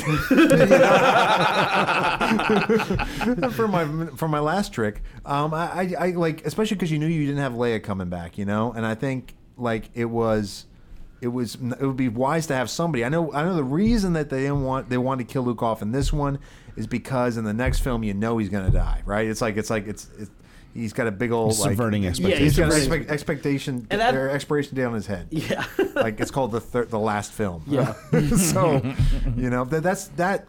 But when he like faded off into like the sun, you know, obviously wore a low SPF and just like you know he's gone. 2 suns, so you got to double the SPF because of the 2 suns. Two suns, yeah. So yeah, I just really like to me, I was just like, oh, okay, well, he written out the story that way, you know, and I understand it's not his story, so that's why they wrote him out. But it still didn't sit well with you. It didn't. It just to me it was like he's a great story vehicle, you know. Have him appear, do something, kill him off, do something with him, as opposed to just like he did what he did.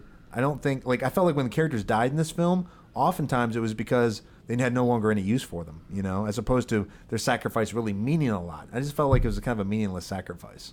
So, see, I thought it was meaningful because it was Luke. His final act was coming back to what he did believe. Like, there is still hope for the Jedi. There is still like he cut himself off from the Force, you know, but he still, you know, even as much as. He didn't like he wants to destroy the text, but he doesn't want to destroy the text. Like it just kind of like you look at that conflict in him, and you finally see him fall on the right side of it all. And I think that's what's been always masterful about Luke the whole time. Like, you know, some people, like I've seen the meme throw out there. It's like, oh, like, you know, like you see Luke, you know, running off to save his friends at every turn.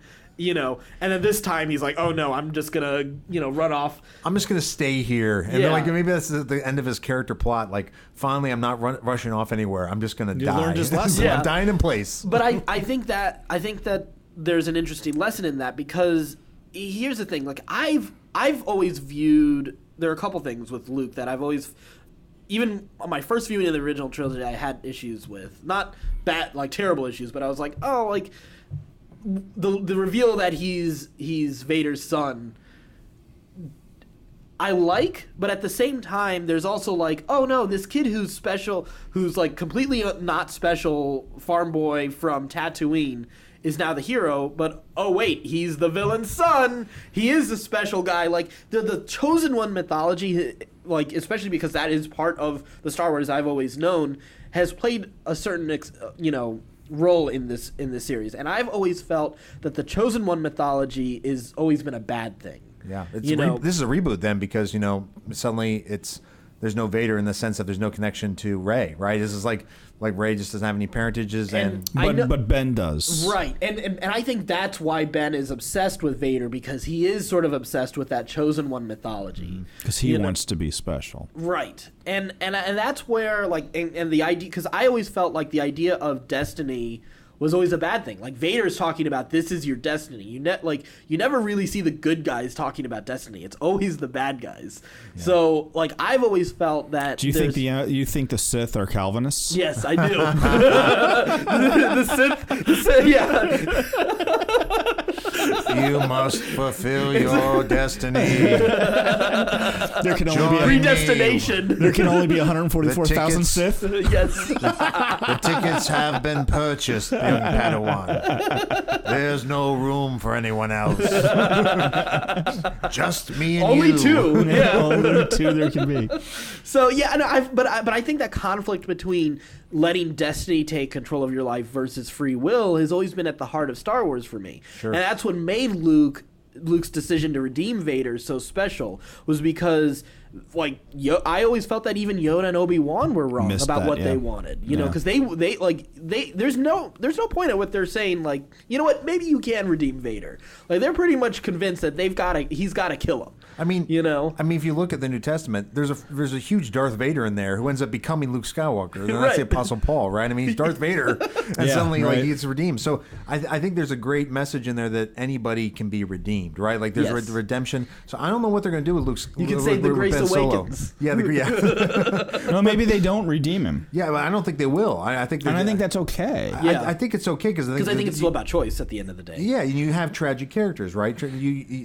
If everybody gets redeemed because they show up, it's like then it's oh well, there's no risk. Yeah. It's like there's your destiny. It's and there's no action. Then it makes Anakin / Vader's redemption that much more important. I think if storytelling has any significant part to play in our society, it's to emphasize that the choices we make have repercussions. Yeah, if they really matter. You know? So I guess.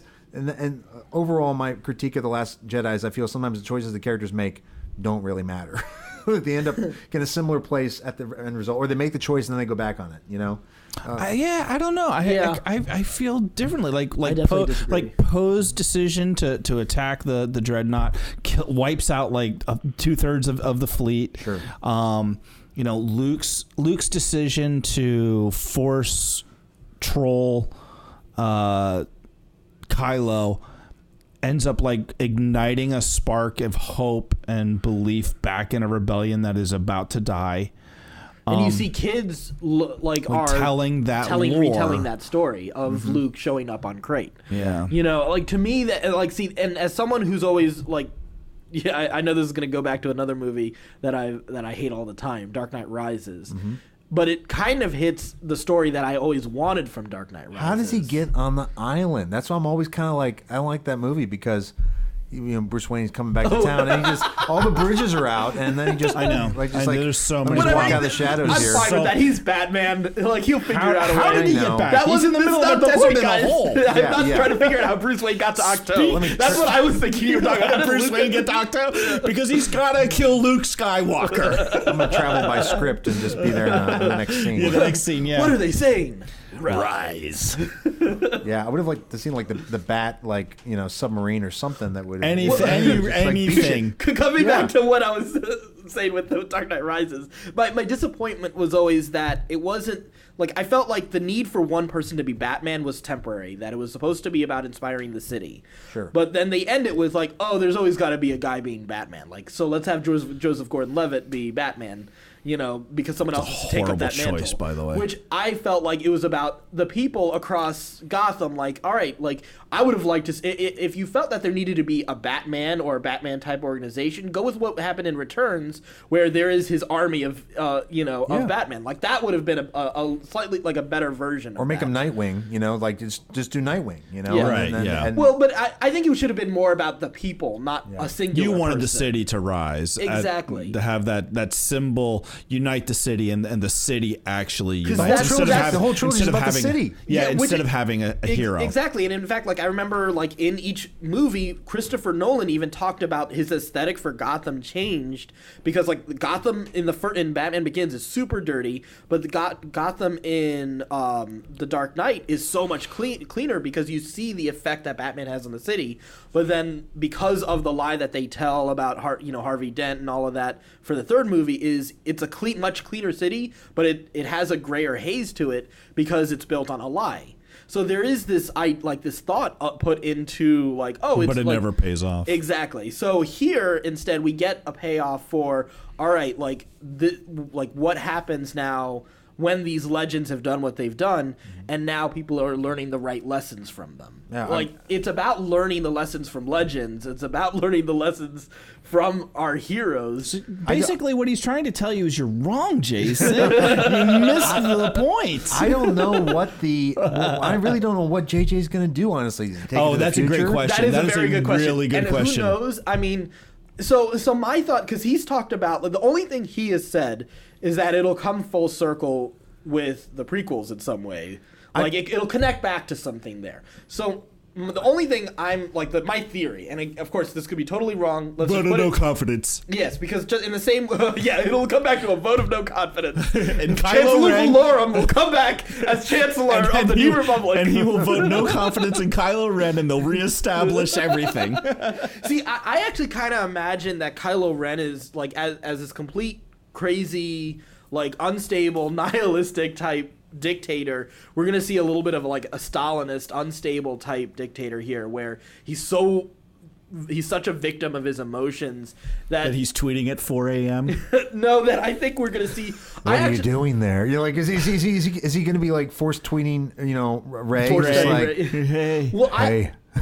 And Ray's going to be like, #me too. Yeah. It's like, leave me alone. I think there's a great chance to see him actually being taken down by his own organization. Like, you already see that Hux doesn't care for him. Yeah. That's putting it mildly. Yes. And I mean, Hux considers killing him, at one moment in the movie. I think the other thing is, I do think we're going to see the Knights of Ren in this next movie. And I think we might see like an attempt to reestablish the new Jedi Order, because the other thing is, and this is where I do think, because yes, there isn't necessarily a complete complete vision for this trilogy, but there's some level of collaboration from filmmaker to filmmaker, and there's also story group, and there's story group too. So we do have those elements.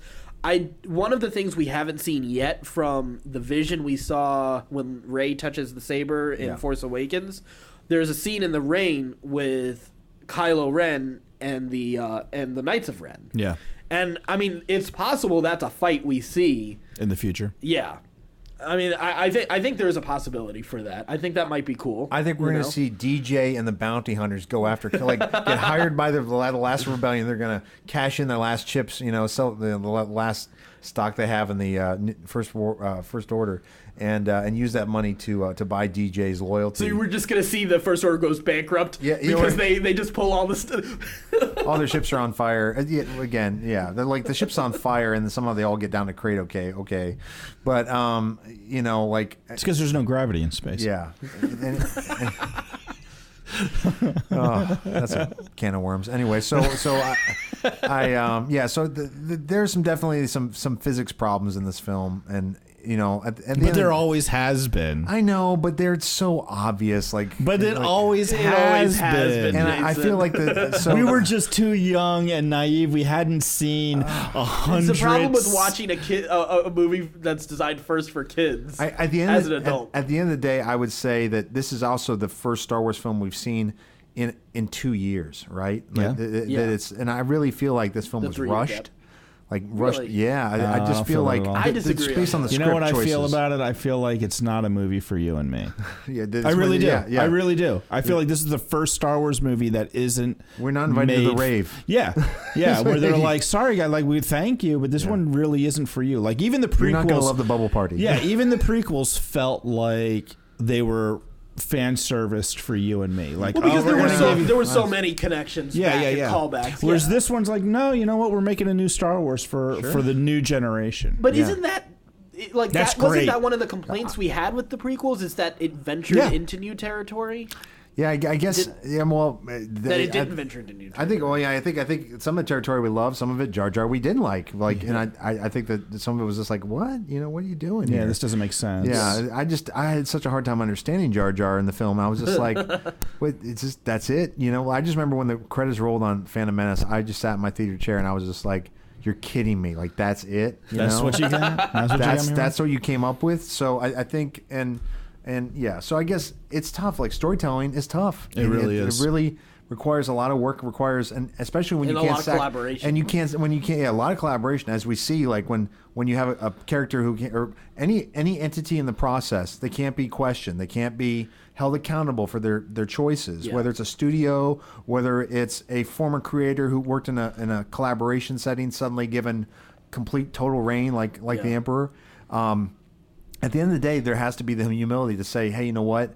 Even though I really want this, it serves the story better to make this hard choice, whether it's killing off somebody or who might sell a lot of toy sales. Like at the end of the day, you have to make hard choices if you want a good story. And sacrifices has to be part of it. And I felt like the sacrifices were kind of weak in this movie. Really? Yeah. Fair enough. Yeah. 2 points before we go. We wrapped up this episode. We brushed past it real quick. I know you don't like the Snoke thing. That was one of the big mysteries in between these two movies. What's your Snoke theory? Well, my Snoke theory, I really liked. Actually, that was what I was going to talk about. But go ahead.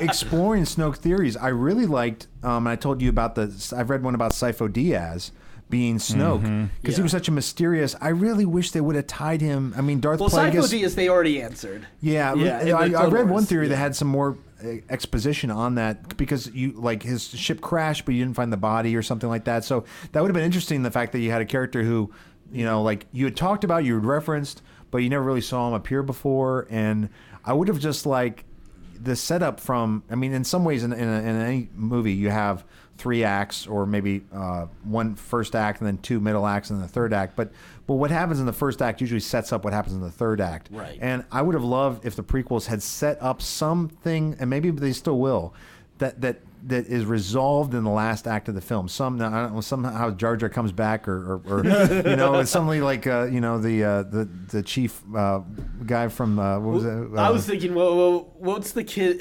Is it Kipster, the kid who's Anakin's best friend as a slave? I forget his name. Yeah. Well, I did read a review that Maz Kanata is a Jawa in most of the other films, and I'm like, that's she's interesting. Been there all along. Yeah, she's like the taller Jawa, so she's been watching from the shadows the entire time. So okay, but it would make sense if somehow she scavenged the saber somewhere. Yeah, because and that because you never she keeps adjusting her eyes all the time, and what do you see with the Jawas? They just have the 2 eyes.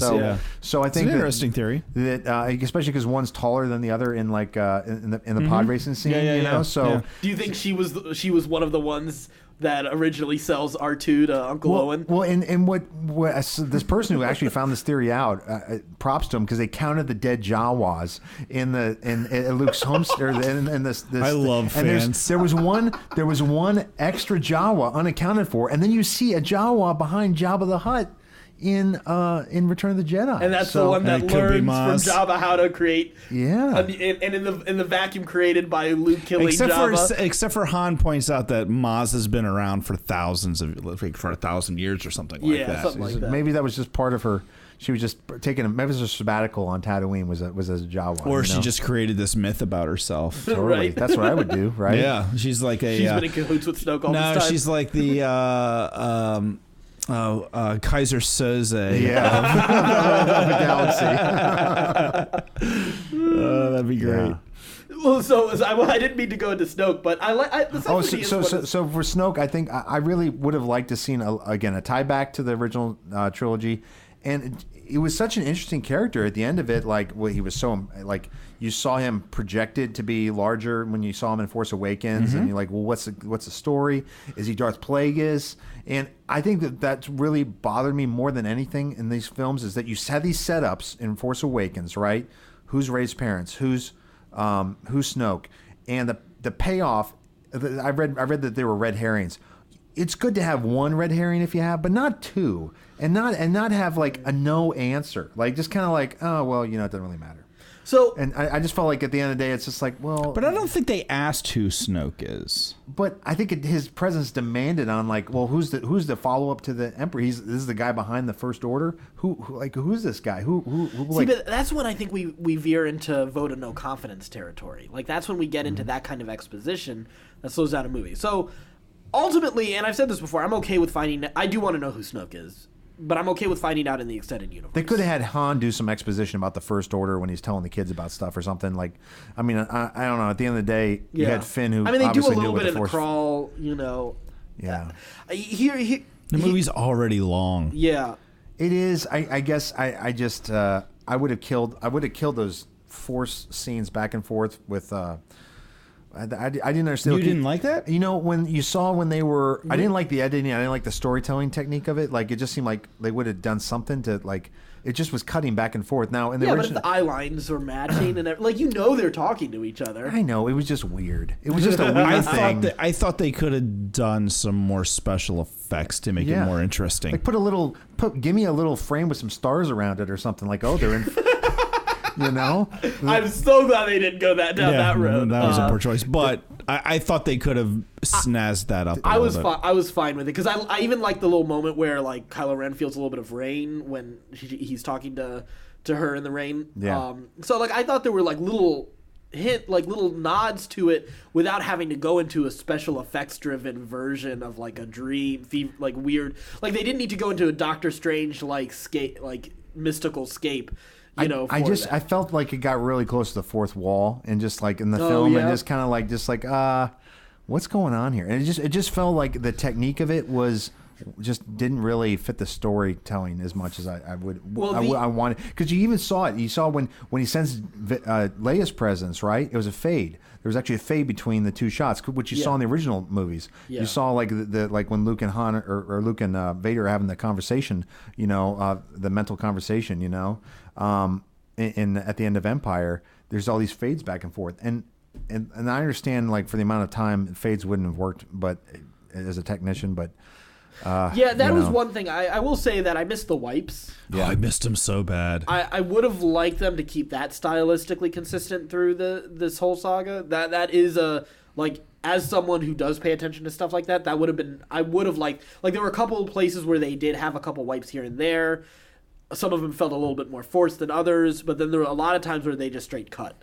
And I do think they should have stayed with wipes to transition from scene to scene. I don't have a problem with how they did Force time, though. Yeah. And also because it does foreshadow the Force projection. Well, yeah, that's true. And it also says, like, I guess it shows how powerful Snoke is in some ways. Yeah. And it also foreshadows Luke's death because Kylo says you can't be doing this by yourself. The effort alone would kill you. Yeah. Oh, okay. Well, I think... See, this is a movie where you miss a line of dialogue here or there, stuff doesn't make sense. That's not a good, well-written film. I think it is. I think it says more about here's like... I think it demands you pay attention. The kid force grabbing the broom at the end. I missed that. I read about that. I missed it the first time, too. I didn't. I teared up. I only saw it on the second one. I saw it. I just teared up immediately. I was like... He should have grabbed it from like further away. Like give me a little bit. But it's so second nature to like he just does it. Like it's not something he's trying to do. He's not like I gotta get that lightsaber over there. Yeah. He just walks out. It's a huge end scene, and it's very much like Luke looking off into the or the end of Revenge with it's the looking off into the sun and stars and so I just wish they would have done a little more obvious or done something. So we talked about Snoke. What do you think about Rey's parents? Like, do you? I don't like it. I mean, I understand. I think it would have been good for a third film. I don't like it in the second film, and I feel like here's the other thing: is there was so much foreshadowing with the lightsabers, right? You have Ben handing Han his lightsaber, then you have Rey handing the lightsaber to Luke. So that there was like, that might be some relation or something.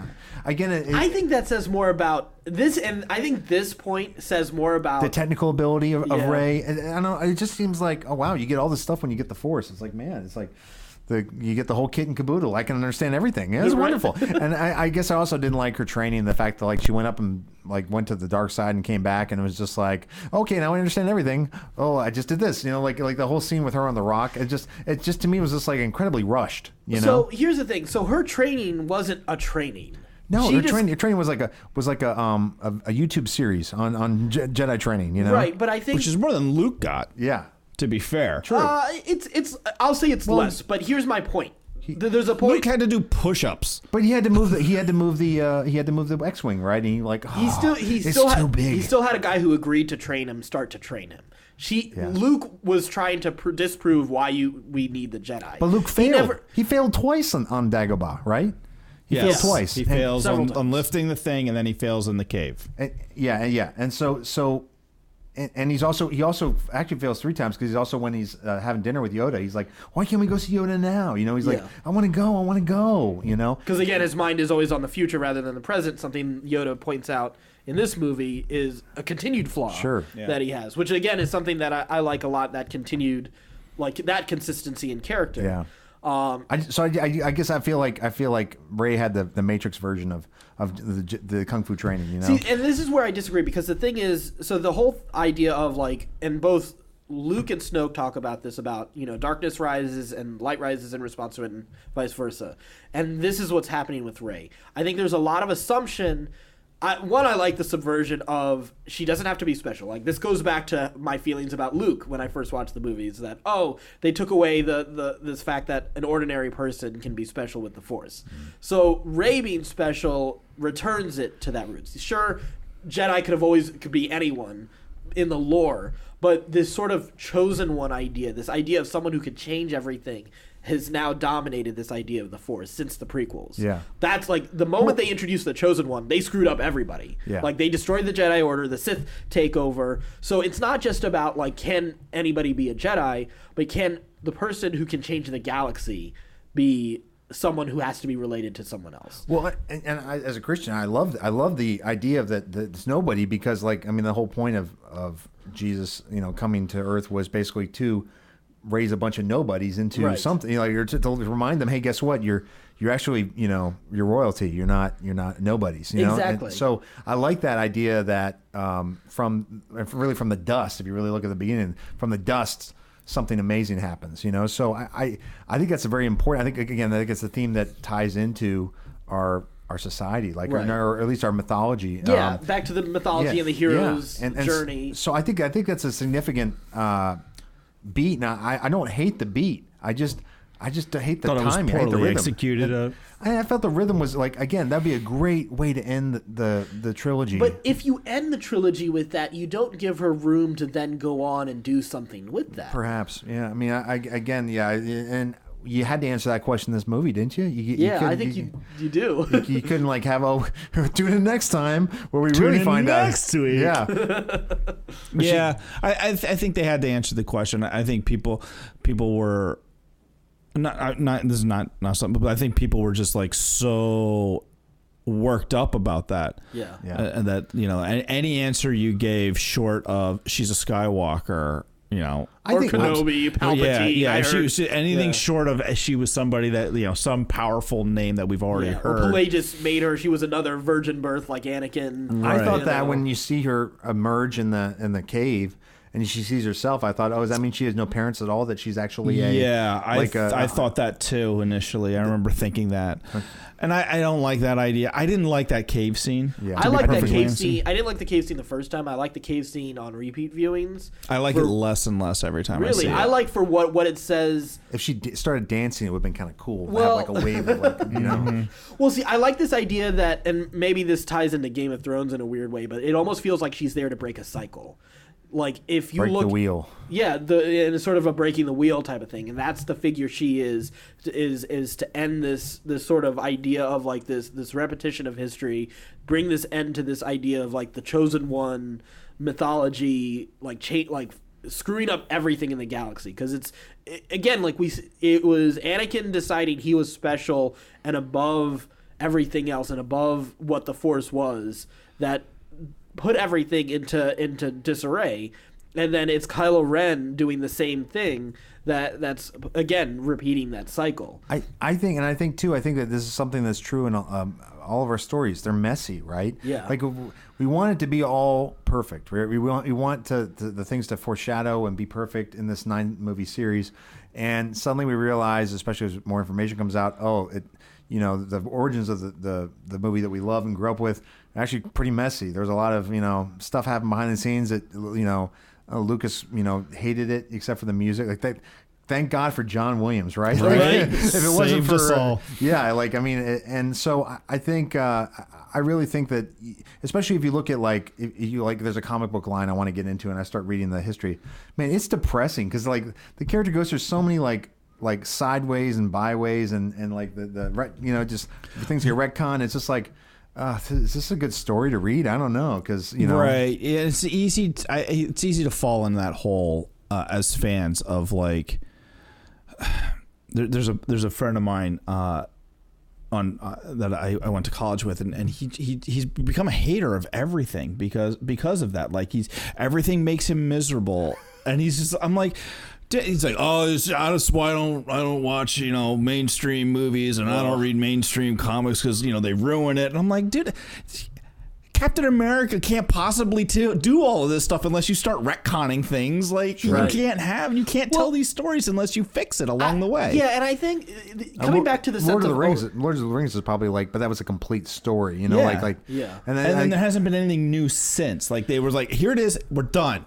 No mas. Yeah. We're not going to keep telling this story. But even in the different adaptations, people hate certain aspects of it. I know people who absolutely hate the Peter Jackson adaptation. Where's my Tom Bombadil? They want the Ralph Bakshi version is the only version that they believe in. I think they like that more than Tolkien's version sometimes. How about some Black Cauldron? Huh? Right? Yeah. Now we're talking Secret and Nim. Yeah. There we go. Yeah, I think they're.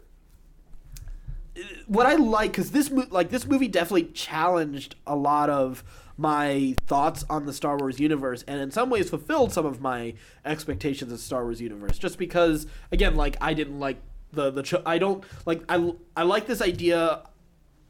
I think there are certain fans of even people who hate the prequels who want to throw out ideas from the prequels, whereas I still want to find ways to make some of that work within this. And I think that's why I know people like the Chosen One mythology is one that people hate. Midichlorians is one that people hate a lot. I like the idea of using some of those elements to make even the originals better and even these better. I think that's why maybe I'm reading so deeply into the overall universe that I enjoy this movie as much as I do, I'm not even including Rebels or extent. I don't feel you need to watch anything outside of the movies to really enjoy this series. I love there's the comic book title from back in the day, Journey into Mystery, and I feel like that's what Star Wars was for a lot of us. Suddenly, you're into this new galaxy where you don't know what the rules are here. You don't know. And I think any really great storyline will always displace you a little bit and make you I've got to figure out where I'm at. I've got to get my bearings here, and I've got to find out what's important and what do these characters value. Is it the same thing I value? Am I in agreement with what their mission is? And I think finding the agreement of the audience and what you're doing is really important, and not to always satisfy their expectations, more to subvert them. But at the end of the day, you've got to, as a storyteller, you've got to have the audience agree with the direction you're going, and if you really want them to come back, because otherwise there's a lot of other things to watch nowadays. There is so much. We have I remember we had 4 channels. It wasn't that bad, but it was. It was 4 channels and then UHF. UHF and then I remember when we got pay movies. I remember HBO. HBO was huge. Fraggle Rock just had their anniversary this week. I remember watching the first season of Fraggle Rock, and then we moved from Pennsylvania to New Jersey. We didn't get HBO anymore, and I was so bummed. I'm like, man, no more Fraggles. No, yeah. I can't catch those Fraggles anymore. So I really just, it was such a wonderful time. And then we also did VCRs back then. I had a record going with my sister who could watch Popeye the most. Which and for the record, for posterity, I'm going to say I won that 26 to 23 times. Well played, sir. Well played. Yes. So for the future generations listening, I won. So it's a different time where there's so much more media and there's a lot more stories. There's so many the history of all these characters is available to us. So much information. And you're not crazy about the direction Johnson went in. Yeah, I just feel like he skimmed. I wanted more development. Yeah. I look at, and I'll be honest, I love Empire, but Empire wouldn't be Empire with Lucas alone. It had to take a Kirshner to develop the characters of those, and it had to be good direction to get the. And so I don't hate the Luke storyline. Well, and I also think people wouldn't love Empire if it wasn't for the resolution in Return of the Jedi either. Sure. It was a satisfying in some way, even if there are issues we have with Jedi. I'm going to wrap this up. As much as I know we could go on forever, because I know we didn't get into Vice Admiral Holdo and Poe. I know that was a rough spot for you. I know that's one military chain of command type of I feel like he would have known. Why would you not tell him? Yeah. We're teaching him a lesson. Yeah. We're the women. We don't have to tell the men everything. I don't know. I just again, also destroying his ship I'll end with this. Killing Akbar for no reason off screen. Okay, what are you doing? Here's a guy who's been in so many films. I'm gonna stop you here because I'm the biggest Admiral Akbar fan in this room, and I did not have a problem with how they killed Admiral Akbar. He died doing what he loved. Yeah, on that bridge. That's the only place he ever died in a trap. Yeah. Did they show? I guess they showed him on screen at the briefing, but I don't know. I just would have liked to seen something happen, just like a resigned fish look on his face, well. I think the other problem is so long and thanks for all the fishes. That's what she said. Thank you for the Hitchhikers reference there. That was appropriate tonight. Yeah, right. We could get into so much more depth about that, but Jason, we'll probably have to have you on at some other point as well. It's been an honor, especially to talk, because I do want to get more into sort of do an episode on a little bit more of the philosophy and spirituality in Star Wars and some other stuff too. And I know those are the kind of discussions we have a lot about a lot of our storytelling. So I'm sure we'll have you on again for one of those for sure. Yeah. But let's go ahead and wrap up this episode. Again, very divisive movie. Let us know what you think. If there are points that Jason missed that you want to add to this discussion, please let us know. We'd love to continue having this discussion with you. All of our social media is on our website, certainpov.com. While you're there, please be sure to rate, review, and subscribe to our other podcasts while you're there. And join the Fantasy Movie League, too, so you can join in and see if you can figure out weekend by weekend what movies are going to dominate. If you can sort of build your best fantasy theater possible. All of that, again, is on our website, certainpov.com. And until next time, stay scruffy, my nerf herders.